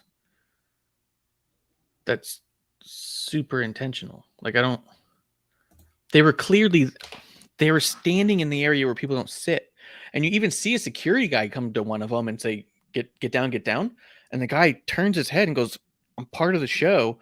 Right. And someone else grabs a security guy and like moves him and goes, "Stop, you're ruining our shot." Right. They were shot like that on purpose. They were supposed to be there. And they were both wearing black t-shirts. Yeah. And they were both in a space where there was a camera to shoot them on purpose. Yeah. And then shoot Alexa's reaction to them being there. Yeah. Justin, come back to us. Yeah. Come back to us. Lost. He got worked, man. You tell me about Elias and Solo Sikoa. I didn't hate the match by any means, but I don't know if I thought of it as like match of the night. I think maybe because the idea of a Nashville street fight for a first match. I don't know. Have we had a lot of Elias and Solo interacting even? No, and even when I watched it back on the reason for them having the match, they really didn't get into it when they came out. Yeah, and I didn't love that Hardy dude getting involved. Yeah. Because, and I'll say this, and then I want to know your opinion on this match and everything. I get it when someone's trying to no-sell a celebrity being involved as a normal person. We're all superheroes. You're just a regular person. But the guy swung a weapon that the other guy uses effectively enough to make it explode. Are you no-selling the person or the weapon? Or the weapon, right. Right. So I didn't love it because I was all like, that feels like he's saying that all of the other chair shots are real. This one's fake. Yeah. And it felt a little like, it's the fucking, if you hit me with a hammer or a 6-year-old kid hits me with the hammer fucking hurts. Yeah. Yeah. No, you got work, man. And I think at this point you're taking it too literal. Like, so the reason why I loved it and considered it match of the night and so far match of the year is just because of Solo. Solo is amazing. Yes. Everything he did in the match was fucking amazing. And his build during the match showed you why when some celebrity swings a guitar, it's not going to bother him. And the way he no-sold it was fucking beautiful. Like, he didn't flinch at all. At all. The only part of him that moved was his skin rippling from the chair shot. That's it. Yeah.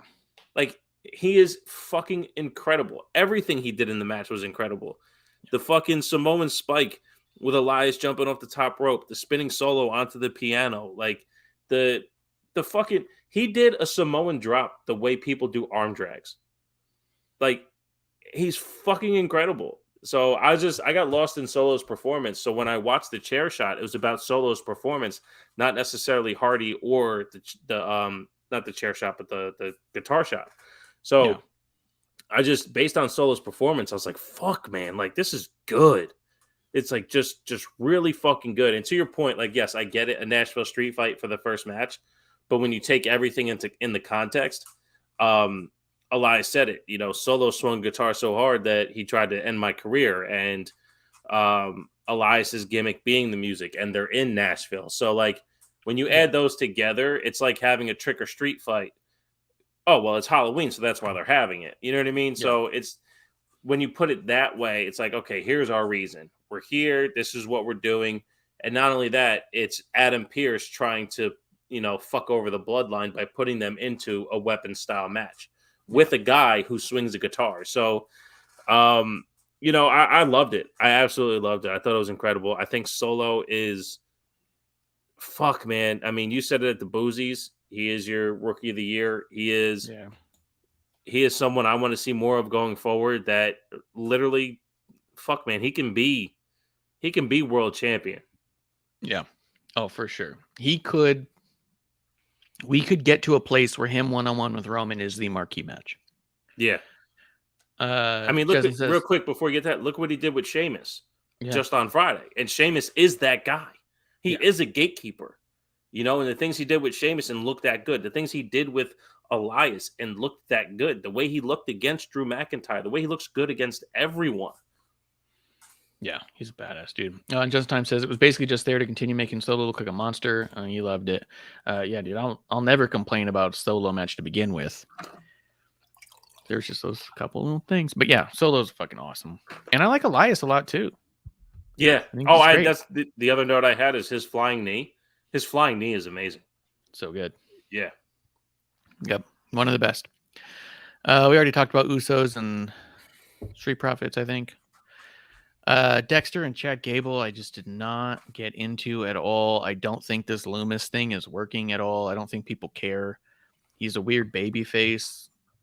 I think that there's no context to him.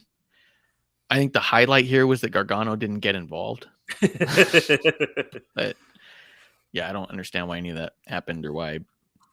So I told you off air, and I could tell this to the people now. At the house show, number one, The Miz came out to cut a promo, and he did the Rick Rude promo. It was amazing. It was beautiful. And then he goes to take his jacket off, and his zipper broke. Oh yeah. So it's stuck. Yeah. Well, but the Miz at a house show. I'm telling you, it was amazing. He was incredibly entertaining. He just gets it. Because he knows his spot. His spot is to be looked the fool. So the Miz does his thing. And he tells us all that we're not going to have a match, and then he goes up the ramp, and then I started recording the screen because I know Loomis is coming out. He comes out, gets a pop. People cheer for him, all this stuff. Miz looks like an asshole. They have a little bit of a match. Baron Corbin comes out, interrupts the match. And then, what do you think's going to happen? I go to record the thing, and I'm like, no, I'm not going to record the entrance ramp. I know who's coming. And then Johnny Gargano comes out. And Marsh, I sent you the video. Everyone's standing on their feet. How many people are actually cheering in that video? Yeah, they're just like, oh, here he comes. Yeah. Everyone's trying to look at what's going to happen. Nobody actually cheers for Johnny Gargano. No one. And he gets on the mic. Someone else that same way. Where I was all like, when Johnny comes out, everyone goes like this. Oh, there he is. That's his reaction. And look, we're at a day and age where no matter what house show you go to, you get and I'm in the Philly area, so every house show I go to, CM Punk chants, ECW chants, woos like crazy, all that stuff. Not one Johnny Wrestling chant. Mm-hmm. And that's a chant. It's a chant that we've heard for years on NXT, right? And NXT is nothing but indie-rific chants. They love doing that shit. So when you go to house shows, you get the indie-rific stuff to pop up. I'm telling you, nothing for Johnny. Yeah, well, it's not a total shock, but I wonder why he wasn't there, though. I did think that was weird, but I was all right with him.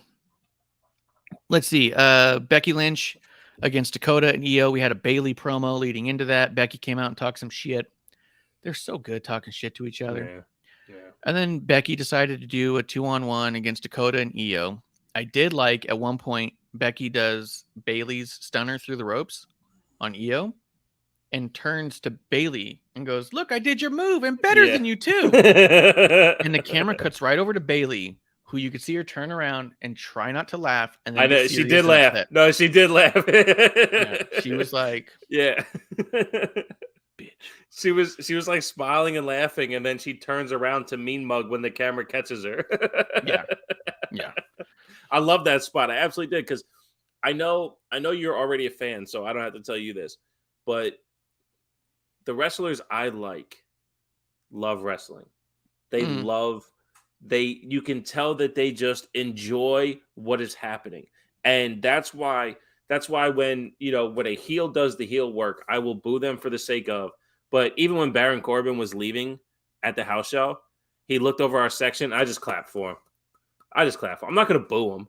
He enjoys the boos, but like he looks at a grown man booing him, he's going to be like, sucker, you live in your mom's basement. I just give him the golf clap because, like, thank you.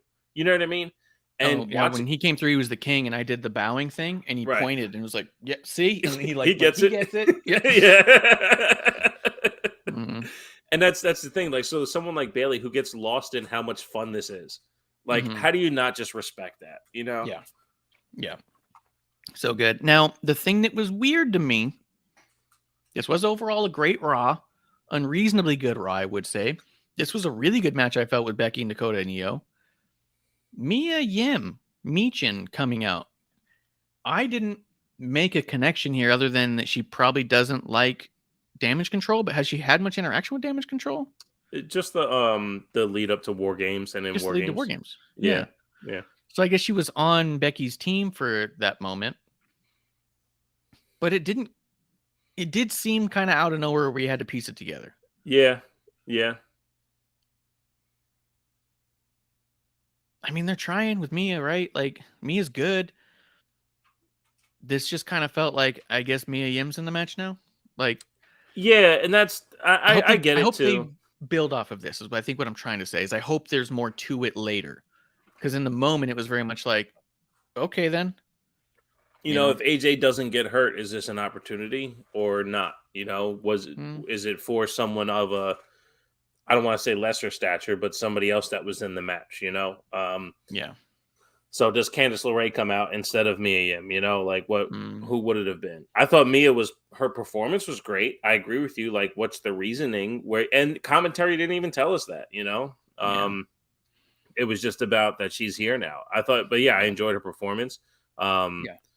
She was at the house show as well. She body slammed Damian Priest. That was dope.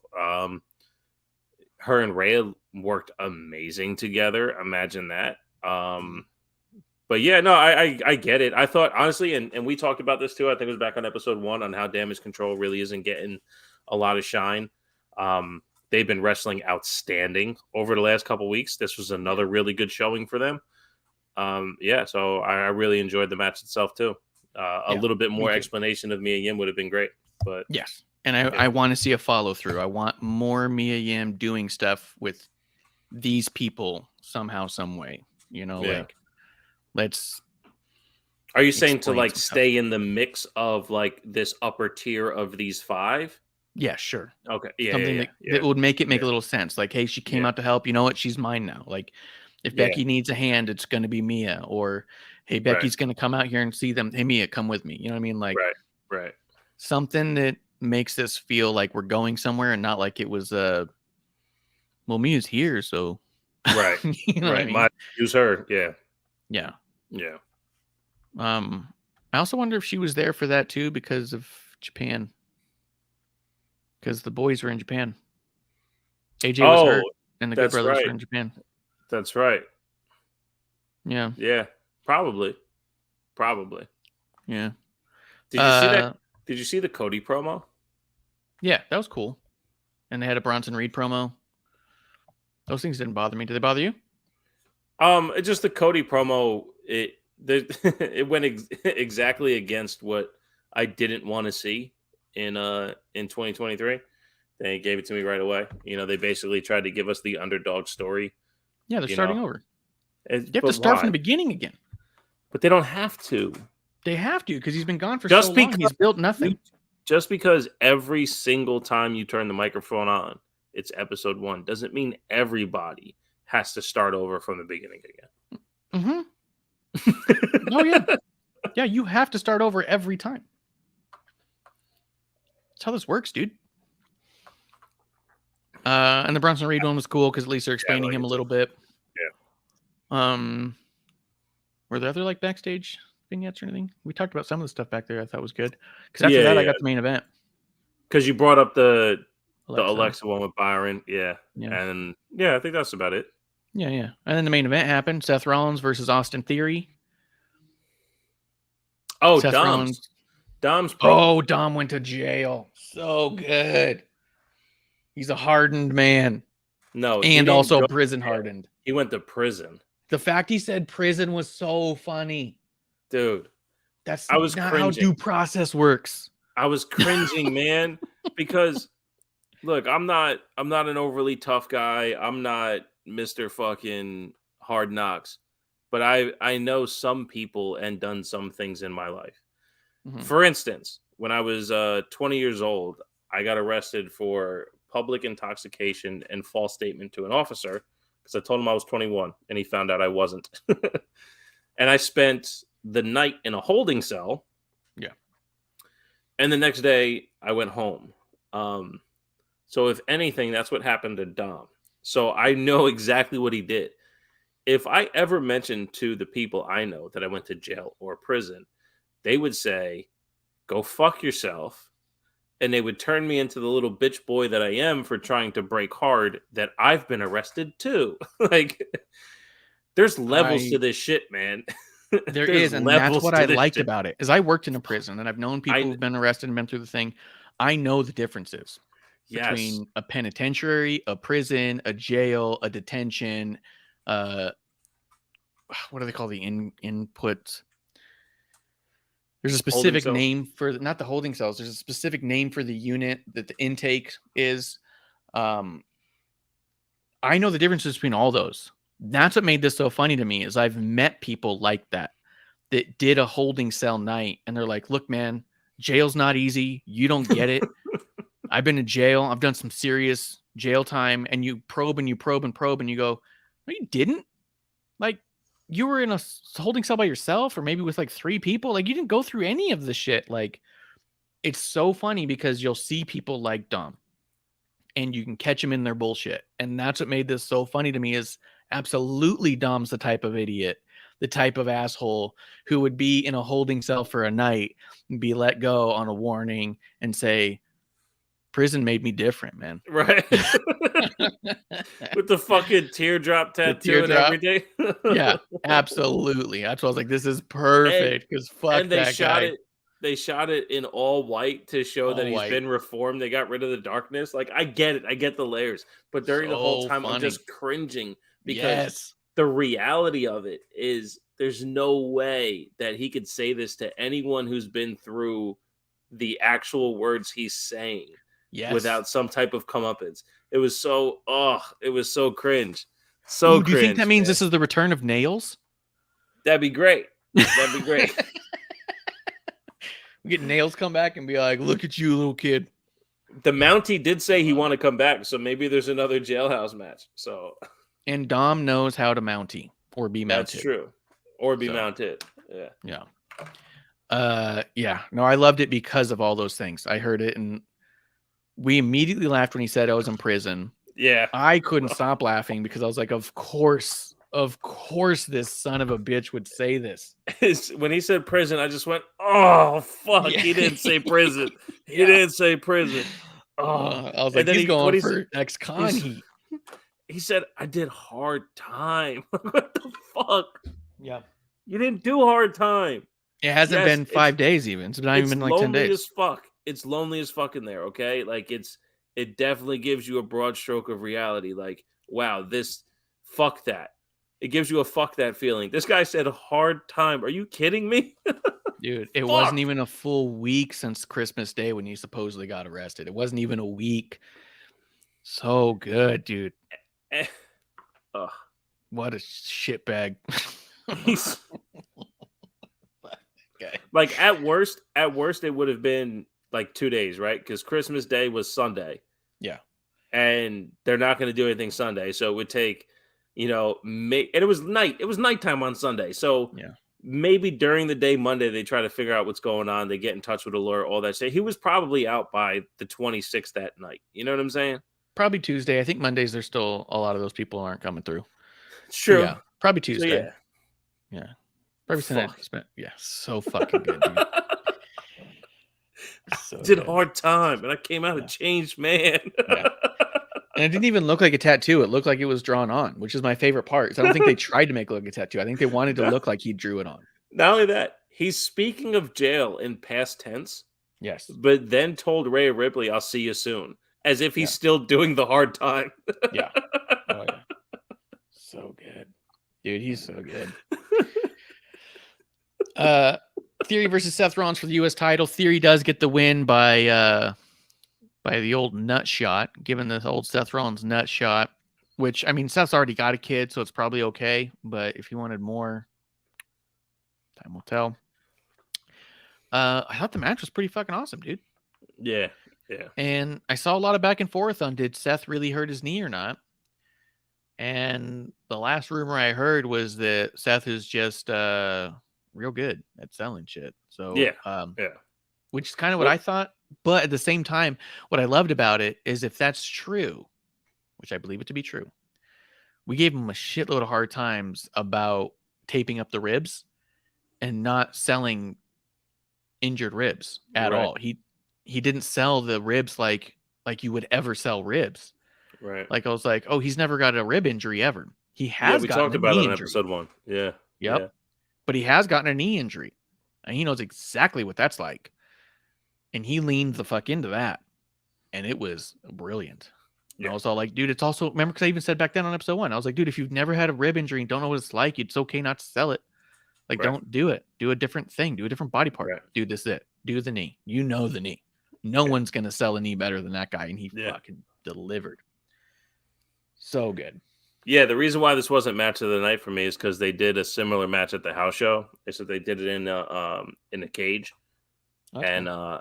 It was all, and it was great then. It was great. The problem was the finish was damn near the same with the double ref bump, or the ref bump, and then oh no, we're not going to bump the second ref, therefore nut shot into the AA, or the A-Town down or whatever.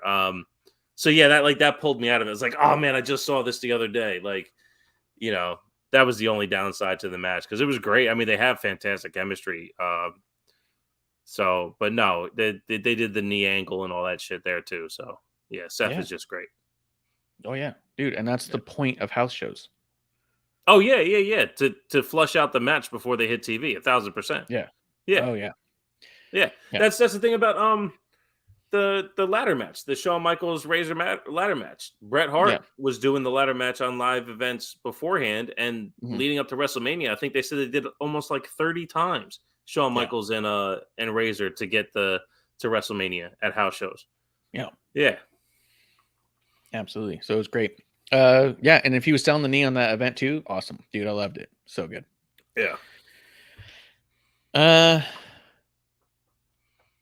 don't think I have anything else though. I think that was pretty good. I mean, although there was the low blow there, I do wonder what we're going to get with Seth next. He did have a good promo backstage beforehand. Do you think Seth moves on from Theory and the U.S. title, or do you think this is like an ongoing feud thing? Like, what's next for Austin Theory if it's not him? Do you think you bring back Bobby Lashley? I really don't know, and I think we talked about this last time, that Theory was basically alone with the U.S. title. Yeah. That Seth and Bobby are built for the title that should be off of Roman, be it Universal or World, doesn't matter. There's a new layer that could exist on Raw if one of those titles was available. Yeah, that's what feels right. I'm not in a fantasy booking standpoint, just what feels right for Seth next. If Seth was the main champion on Raw, I mean, how great is that, right? If Bobby Lashley was the main champion on Raw, how great is that? So the fact that we don't have that, I do think is a bit of a detriment to your point, where do they go next? Yeah. Because there's a shit ton of people backstage that could, be feuding with Theory, that Theory could, number one, supplant himself as a fantastic U.S. champion, or, find a way to drop the title to somewhere around Elimination Chamber, but that's just it's not there yet. So who knows? Yeah. Did you see the still shot? Because nobody misses anything on Twitter anymore, but supposedly the still shot of MVP with Cedric and Shelton talking to Adam Pearce? Adam Pearce. Yeah, that was behind Bailey and Damage Control as they were walking out. They were behind there. And the last time we saw MVP was when he was trying to get a minute with Adam Pearce to talk about Bobby Lashley. So we could be getting back to a Hurt Business thing. I know everyone who's been in the Hurt Business has said that they didn't feel like it was done and they would be happy to revisit it. I do know that there was one period of time, I believe it was right around the WrestleMania that Bobby won as world champion, that he was bummed about it, but didn't feel like now would be a good time to go back to it. But Yeah, that could all be different now. Now might be a good time. Yeah. Yeah. And that's, you know what? Yeah. Because to that point, they broke up the Hurt Business as Bobby was champion. And the Hurt Business had just won the tag titles. And then instead of having all the gold, they have this separation. Yeah. Yeah. And at the house show, it was they did the WrestleMania match, Omos versus Lashley with MVP in Omos's corner. Yeah. Which was great, by the way. I love that match. Yeah, but even at the house show, they did a phenomenal job. Even Omos, to his credit, he's looking a little bit more athletic and doing things more in tune with the athleticism of wrestling, as opposed to being the giant who just stands there. Wait, Bobby Lashley had a match with Omos at the live event you were at? Yes. I thought that guy got fired, dude. What the fuck? Dude, was he? He shouldn't be there. Does Adam Pearce know he was there? Do you know how babyface he was there too? He was really? so babyface. I mean, part of it was MVP talking shit. You know, they came out first talking shit and all this stuff, but he was so babyface, man. It was awesome. And my son got his title belt signed by Bobby Lashley. It was fucking awesome. Yeah, dope. It was awesome. That's dope. Yeah, and he was a world champ. Yeah, exactly. He held that title too. So yeah, it's funny because, like I said, my son doesn't really watch, and of course he knows who people is, and he watches sometimes when I'm watching, but his bedtime is usually around 9:30, so he doesn't get a chance to watch much. Yeah. And he doesn't. He has favorites, but he doesn't tell me he has favorites. He watches the match and then he goes, "Oh, I want to root for that guy." Okay, go ahead. So he's rooting for Bobby Lashley, and twice the crowd is silent, and he just goes, "Bobby, Bobby, Bobby," and then you just start hearing it filter throughout the crowd. I was like, this motherfucker started 2 Bobby chants while this is happening. He deserved his belt signed. You kidding me? Yeah. It was awesome. Dope. It was the best. Absolutely. Dude. Kids in the crowd are like some of my favorite. Like if I'm at a wrestling show and having a good time and I look over and there's some other kid who's like losing his shit about something, I'm all like, fuck yeah, dude. Like I'll root for that kid's guy all of a sudden. Like I don't care. Yeah. Yeah. But yeah, I don't know. Is there anything else that you wanted to touch on? Anything from your notes that we missed or anything before we wrap this up? No, we pretty much got it all. You know, like you had mentioned earlier about SmackDown and the qualifying match. Whether or not that's going to be something, I doubt they're going to have 30 qualifying matches. But it's interesting to see what's going to happen heading towards Royal Rumble. I mean, we're 4 weeks away, 3 weeks as of, Saturday. So, let's see. It's Royal Rumble season. You know what happens as soon as we hit Royal Rumble. We're on the road to WrestleMania. So that's when the sign comes out. People start pointing.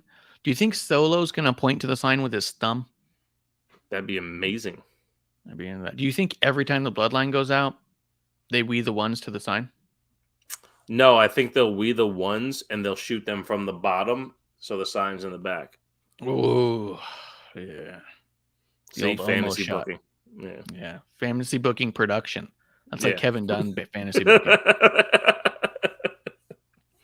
Dude, I was gonna say something about that too. Remember when Jimmy said he didn't give a shit what the tribal chief says? And the camera slowly zoomed in on Roman's face, and he looked up, and then the camera was cutting from side to side and stuff. And people were all like, "This camera works amazing." Like, where's the "thank you, Kevin Dunn" tweets? Where the fuck is that? You guys want to blame him for every harsh cut you don't like? Right. No. Yeah, dude. Well, I say tomorrow night, me and Miss Amanda Jane are going to talk a little Wrestle Kingdom. We were checking that out. We're going to talk a little AEW and NXT. I've not checked out any of that yet, so we'll have to see how that goes. But we'll be right here in the dive bar of the IWC. You want to find people? Want to tell people where they can find you or anything? Or are you just going to be hanging out around here? I'll be hanging out in Bray Wyatt's basement. That makes sense to me. Yeah, at TB Takes Podcast on Twitter. I'll probably be missing next week here, so you might have to find another handsome co-host. I don't know if there's anybody better looking than Uncle Howdy. But no, until then, find me at TBA Takes Podcast. I'll be around.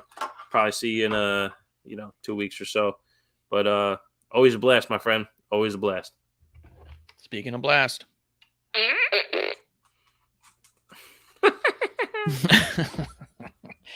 Yeah, guys. That's the last call. We'll be back tomorrow night in the dive bar of the IWC for a brand new episode 1. Hey, producer lady here. Thanks for tuning in. Continue to support us or buy us a drink by following and putting the I in subscribe on Twitch. Or subscribe and review our podcast on Apple Podcasts or wherever you listen to us. Cheers!